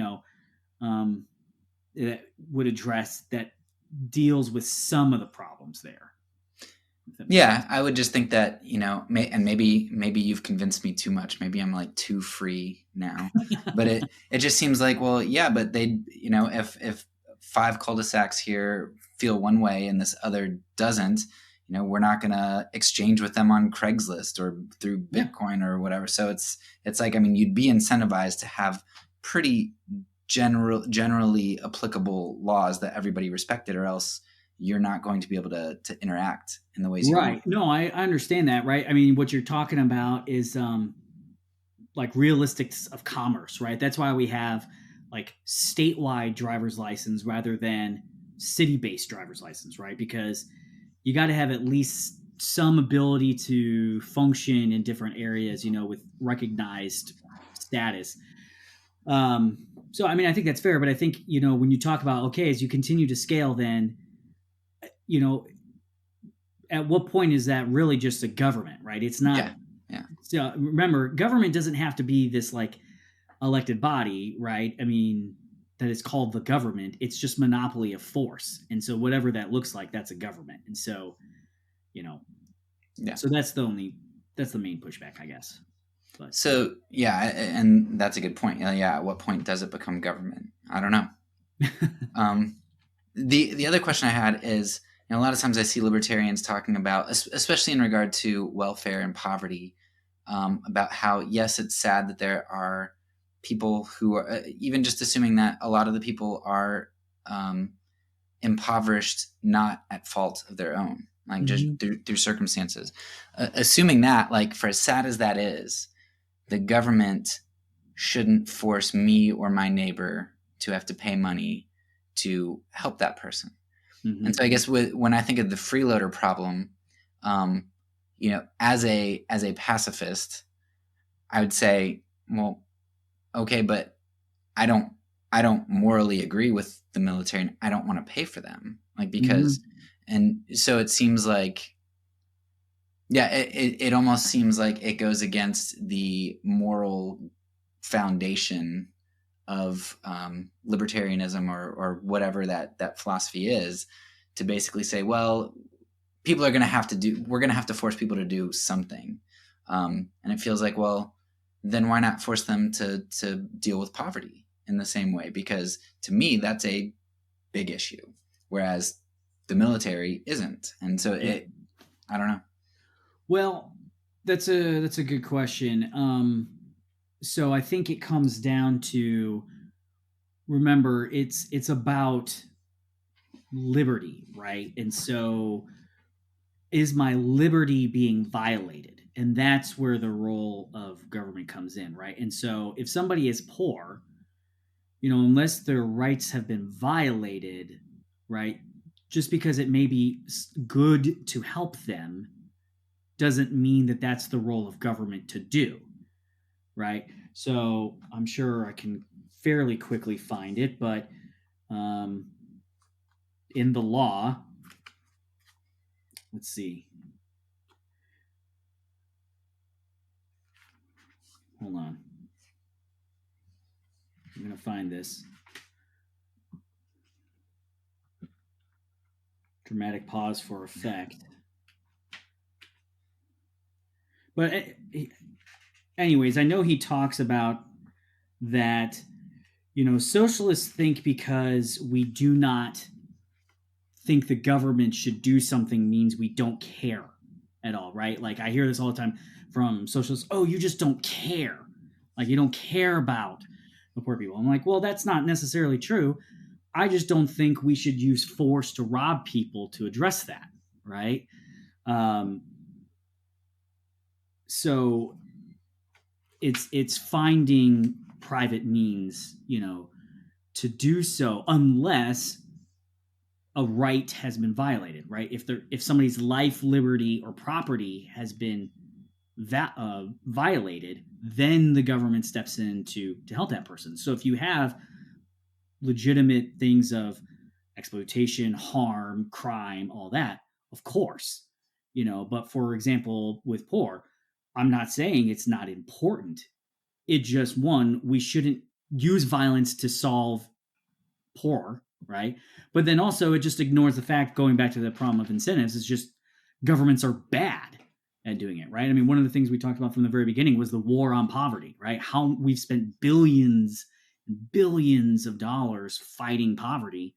The poverty rate's not much different from when we created the Great Society program back in, what is it, the 70s? So you have one, you have the force component, right? And I will always refuse to believe that taking somebody else's stuff to, supposedly help others, that's somehow virtue. That's not virtuous. And then also it's just inefficient. And then also usually around when government programs do try and help poverty, it creates bad incentives. So for example, there's in my work, we talk a lot about fiscal cliffs, right? So where somebody, I've seen it, and you can't blame these people, where they know if they make one more dollar, if they take a dollar raise or a 50-cent raise, hourly raise at work, they lose tens of thousands in free healthcare benefits, right? And so government programs to help the poor often incentivize them to stay poor, right? This happens with, for example, with TANF benefits, food stamps, WIC. All these programs usually have income, limitations. And so if a government is using these and we outsource our morality to the government to solve these problems, we're inherently going to create bad incentives where sometimes people are better off being poor. And that's not, I refuse to think that that's good. I refuse to think that that's helping the problem, right? I mean, and I think this also goes back to like, the whole, oh, you hear Jesus was a socialist. Well, Jesus didn't say, go rob the rich man and give it to Caesar so that way he can help the poor. He didn't say that. He said, you go help the poor, Yeah. And so, but that's what socialism is. It is force. And, as much as they want to say socialism doesn't mean social, like, oh, I'm good, I'm a good person. It means I believe that the government, the public, the society, it has the right to take anything that it wants to accomplish anything that it deems worthy. And that's the problem. Yeah, I was just talking with somebody yesterday about that diffusion of responsibility, and that is something that I think is not a direct problem of government, but just a problem that when you have the bigger the government you have, I think you get those diffusions of responsibility. Well, yeah. I mean, just think about it. I mean, obviously it's a very sad line, right? But I think at some point you kind of start to think this. Ebenezer Scrooge, right? When he's asked by the charity guys to give money, he's like, are there no poorhouses? Oh, yes, they are. Oh, good. Well, I pay for them through my taxes, right? I mean, that's, whether we, want to admit it or not, I think to some extent that plays into our psyche, right? Yeah. To some extent. Okay, last question for you. and it might be a long one because I know it's maybe not a soapbox for you, but something you really enjoy, and something you hate. I'm going to mix the two things together, I think. So I know that you listen to at least parts of my discussion about communism, and it's not completely fair to Taylor because you get to respond after the fact. But if he wants to do this again, he can respond to you. But I'd like to know maybe some of the things that stood out to you there that you would push back on. Yeah. And then maybe Atlas Shrugged was a very good book that you had me read. Yeah. And it's one that I know that I think you said like second to the Bible was one of the most influential for you. Correct. Yeah. So I'd like you maybe to, I mean, you don't have to like summarize or tell the whole story if you don't want to, but maybe weaving in some images from that and some aspects of that maybe paint the opposing picture or maybe fill in some of the gaps. Yeah, no. So first of all, I mean, just in the general response, right? And you're right. I mean, whoever gets to speak last, right? And here's the thing: anybody who's coming from a well-intentioned standpoint, I mean, I'm never going to deride, right? I mean, probably agree on a lot of what the same problems are. It's just dealing with what's the best way to solve them, and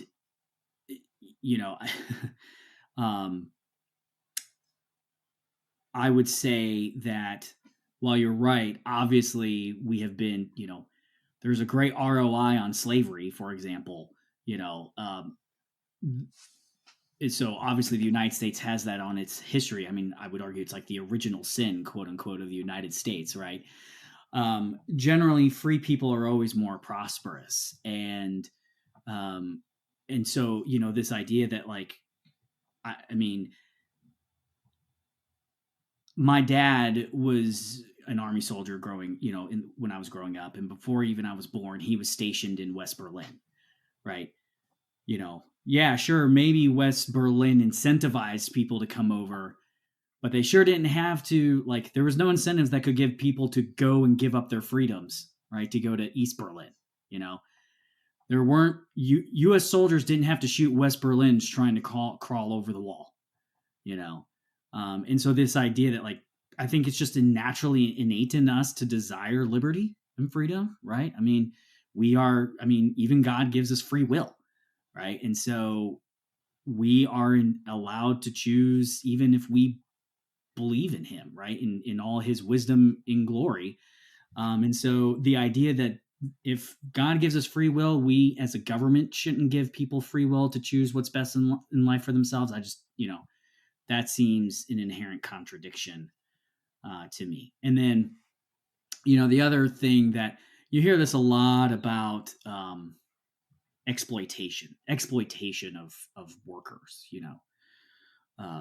through the capitalist system. Well, first of all, normally that relies on, and this is getting pretty heavy economics, but the labor theory of value, right? And so the work put into something by a worker is what determines its value.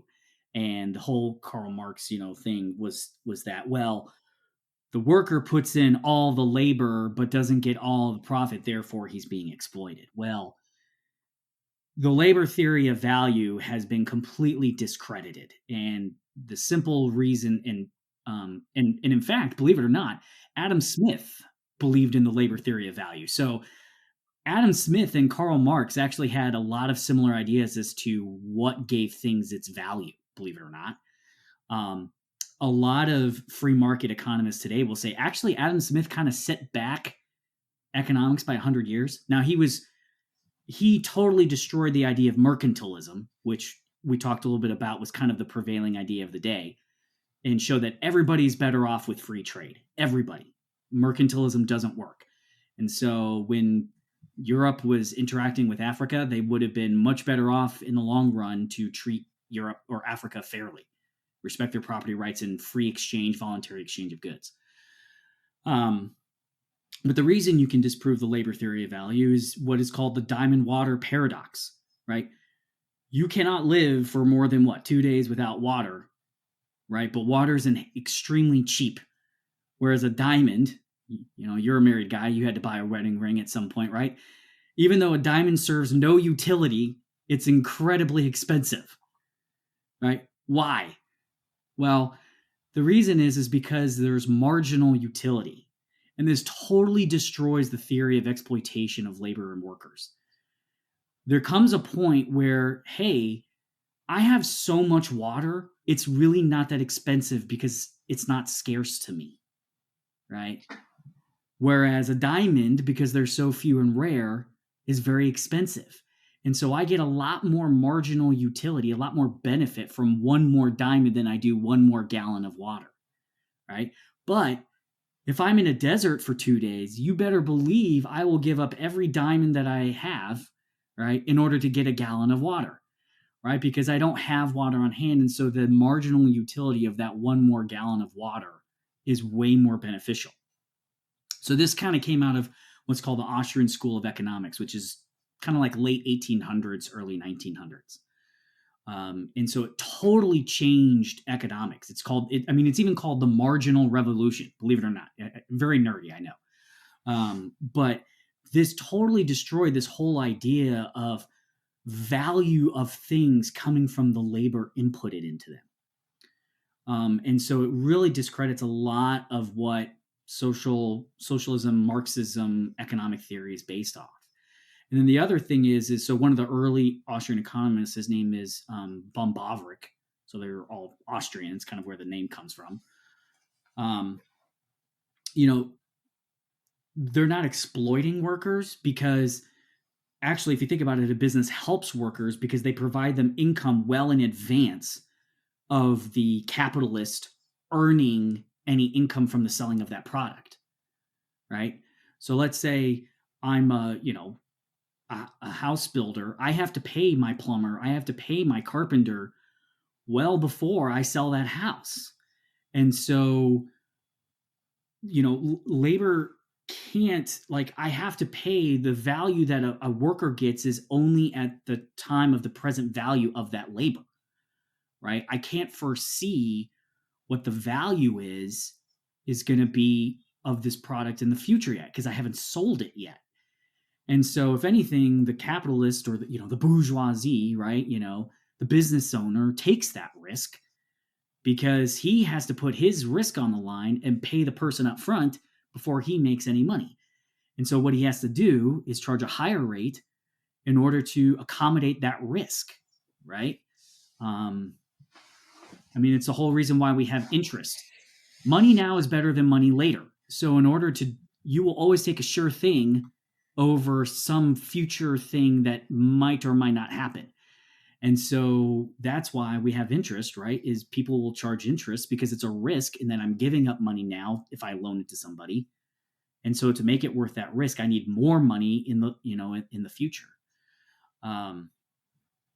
So I think a lot of this idea of exploitation of workers, ignores the idea of time in production. It's not like the assembly line worker pulls this widget, something's created and it's automatically sold. And so we know how much it should have cost and what the profit's going to be, and then also I think we should hesitate to assume too much of what's best for somebody. You know, I hear a lot about like, and of course, working conditions can be poor and all this stuff in like other countries. But I think we just have to be careful of, well, we don't know what their alternatives were, right? And so something I think we should just be careful about. But I think that's, you know, the main missing point that I think a lot of the socialists, Marxists, you know, talk about, right? Or they miss is they think the theory of value, right, has that Marx based his whole idea on has been completely discredited. And it also, I mean, it just doesn't account for like, you know, middle management creation, right? I mean, Marx had this idea that we were going to push everybody down to essentially being the guy on the assembly line that pulled the lever, pressed the button, and then there'd be one guy at the top that made all the money. Well, clearly that doesn't happen. We've created a middle class, right? And so, you know, creates the opportunity for advancement. And, you know, and it's that creation of capital, like we talked about what capitalism comes from, that makes the system better. So, you know, I hear a lot about like, and maybe this was mentioned, I think, was like, oh, Cuba has a lot of doctors. Well, that's great. You know, that's fantastic because they make people go to med school, right? The problem is that they don't have an accumulation of capital and the technology and the equipment that we have, you know, that makes it the best place to get care.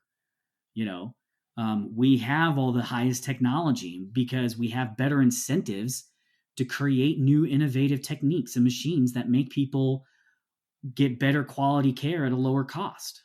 So Cuba needs to apply for some certificate of needs. Exactly, right? Yeah. So, I mean, it's not just like, oh, yeah, hey, we know there's a shortage of doctors, so the central planner in a communist economy says we need more doctors, therefore we're going to make these people be doctors.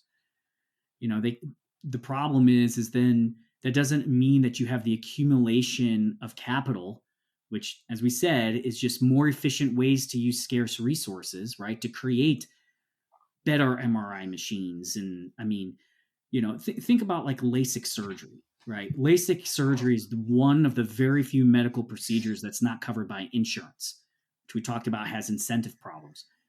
Well, LASIK has gotten like, what, 75% cheaper over the last 15 years, I think, roughly, right? Because we've accumulated skills, capital, better lasers, right?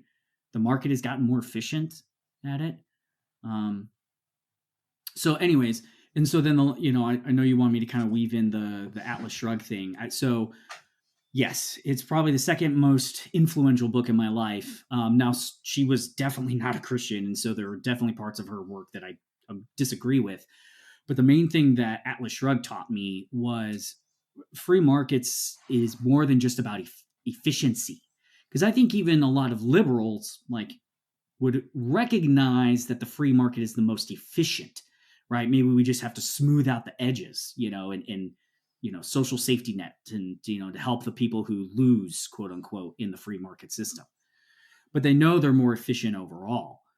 But what I really took from her was free markets with property rights, and so therefore voluntary exchange, right? I don't buy something from you unless I think I'm going to be better off giving up my money for it. You know, that's not just more efficient, it's moral. It's morally right, you know, and taking from somebody in order to alleviate some wrong that you perceive is not right. It's intervention and redistribution is nothing more than greed and violence masking as virtue.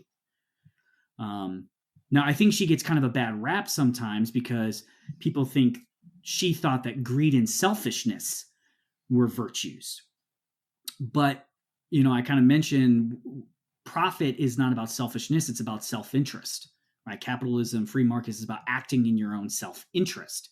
Yeah, and I think maybe highlighting the difference between self-interest and selfishness, because, I mean, that might sound the same to some people. Yeah. So I think selfishness, right, is you're totally focused on yourself and at the disregard of others, right?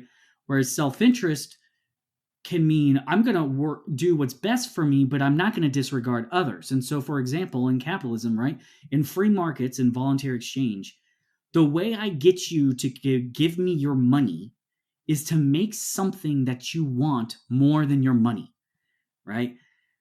When I go to Chick-fil-A, I give them money because I know I'm going to be better off with that chicken sandwich than I am with that $5 in my pocket, right? Now, Dan Cathy and the income inequality between me and Dan Cathy just grew. But I don't care because I'm better off because I voluntarily gave him my money, right? Whereas selfishness is disregard and not caring for others. Now, I'm not saying that there aren't selfish people, right? I mean, that's not what I'm saying. But I think when you give power and force, like you deem somebody worthy of using force, it only attracts more greedy and selfish people, because if they're selfish, now they have the power to use the gun in order to achieve their selfish ambitions. And they don't have to produce anything for you. They Right. just get to take it. Yeah. Yeah. And so, she was talking about it. She was really talking about this idea that somehow governments are altruistic and the market is greedy.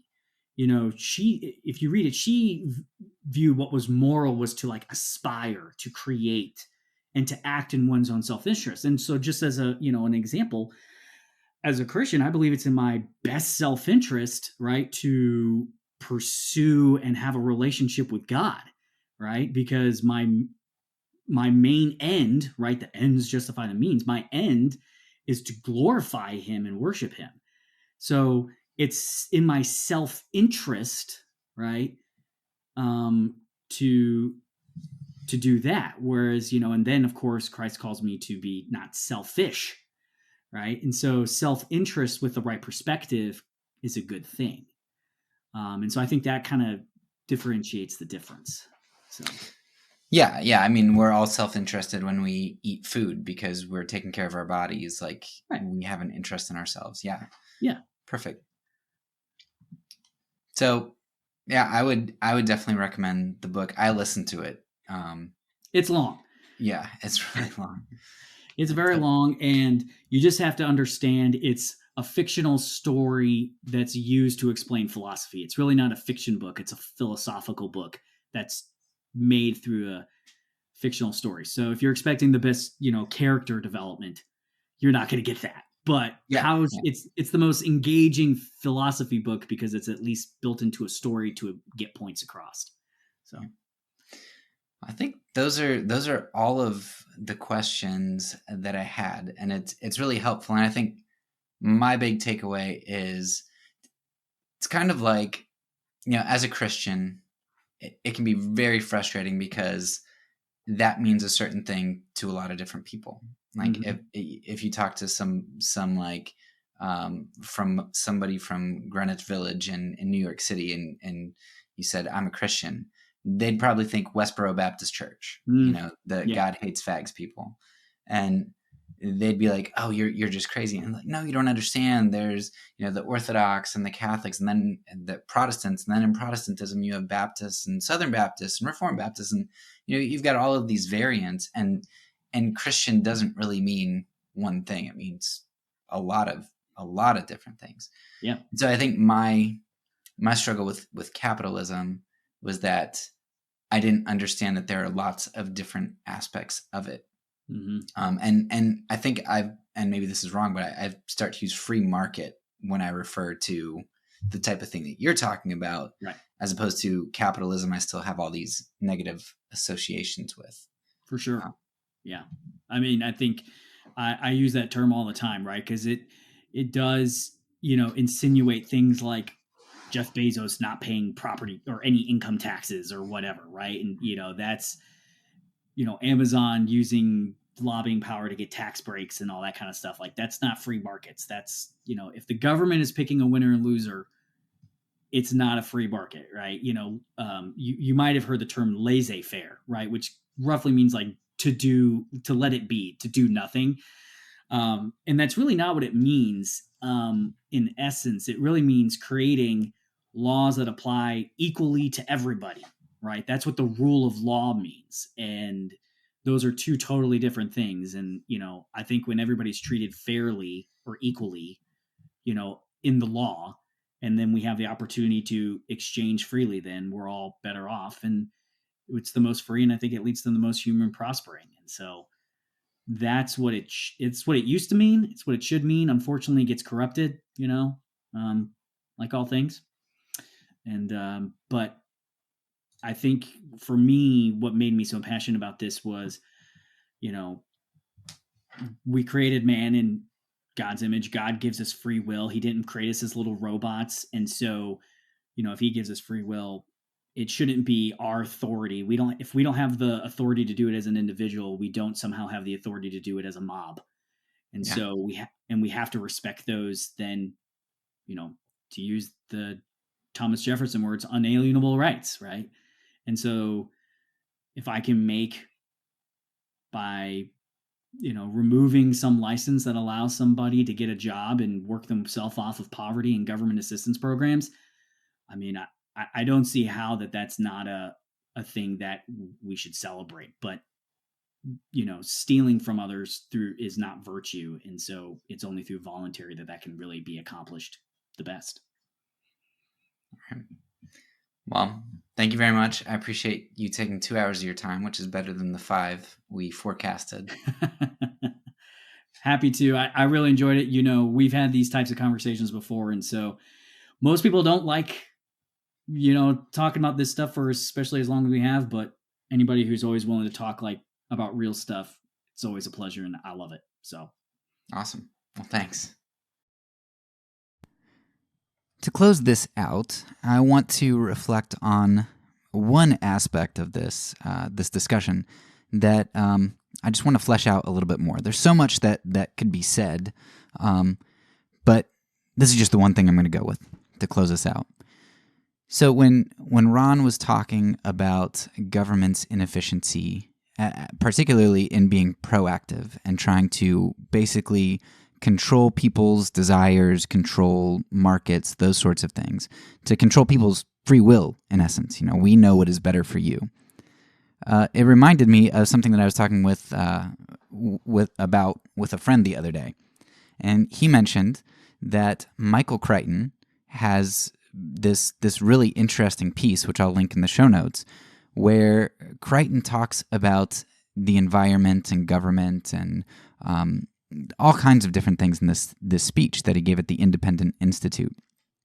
And it just triggered for me that this is so much the same. See, what Crichton says is that, hey, look, national parks, preserves, they suck.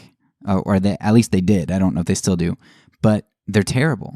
When people meddle with the system and, you try to control a certain population by introducing new animals, and then those animals get out of control and you introduce something new.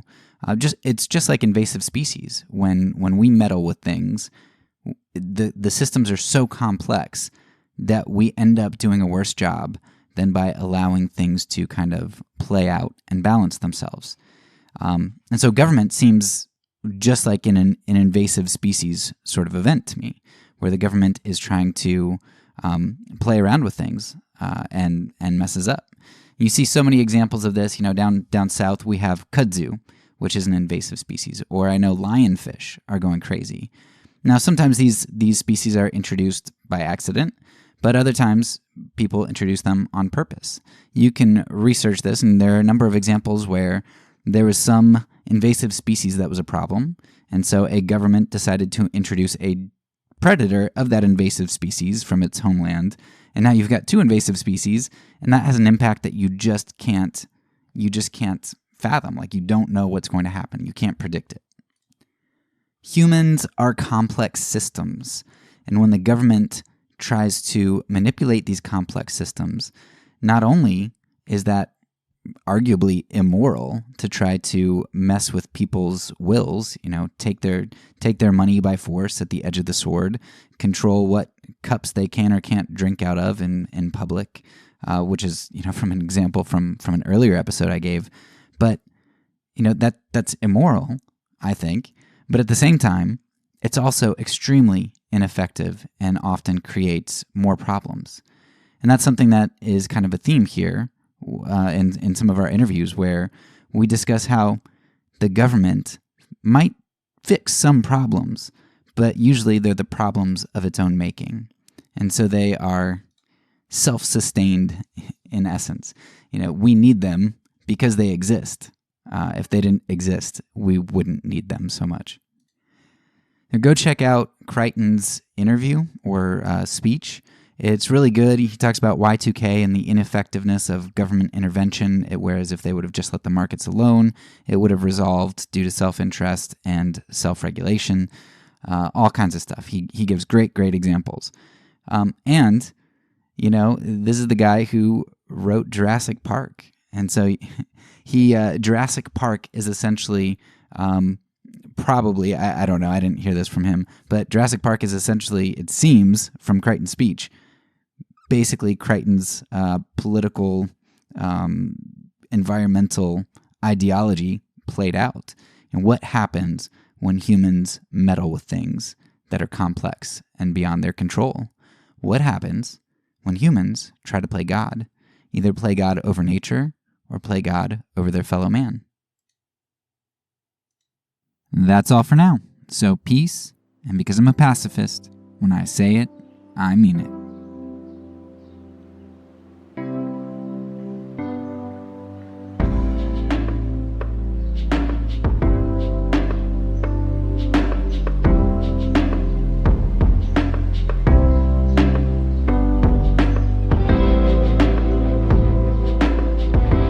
This podcast is a part of the Kingdom Outpost Network.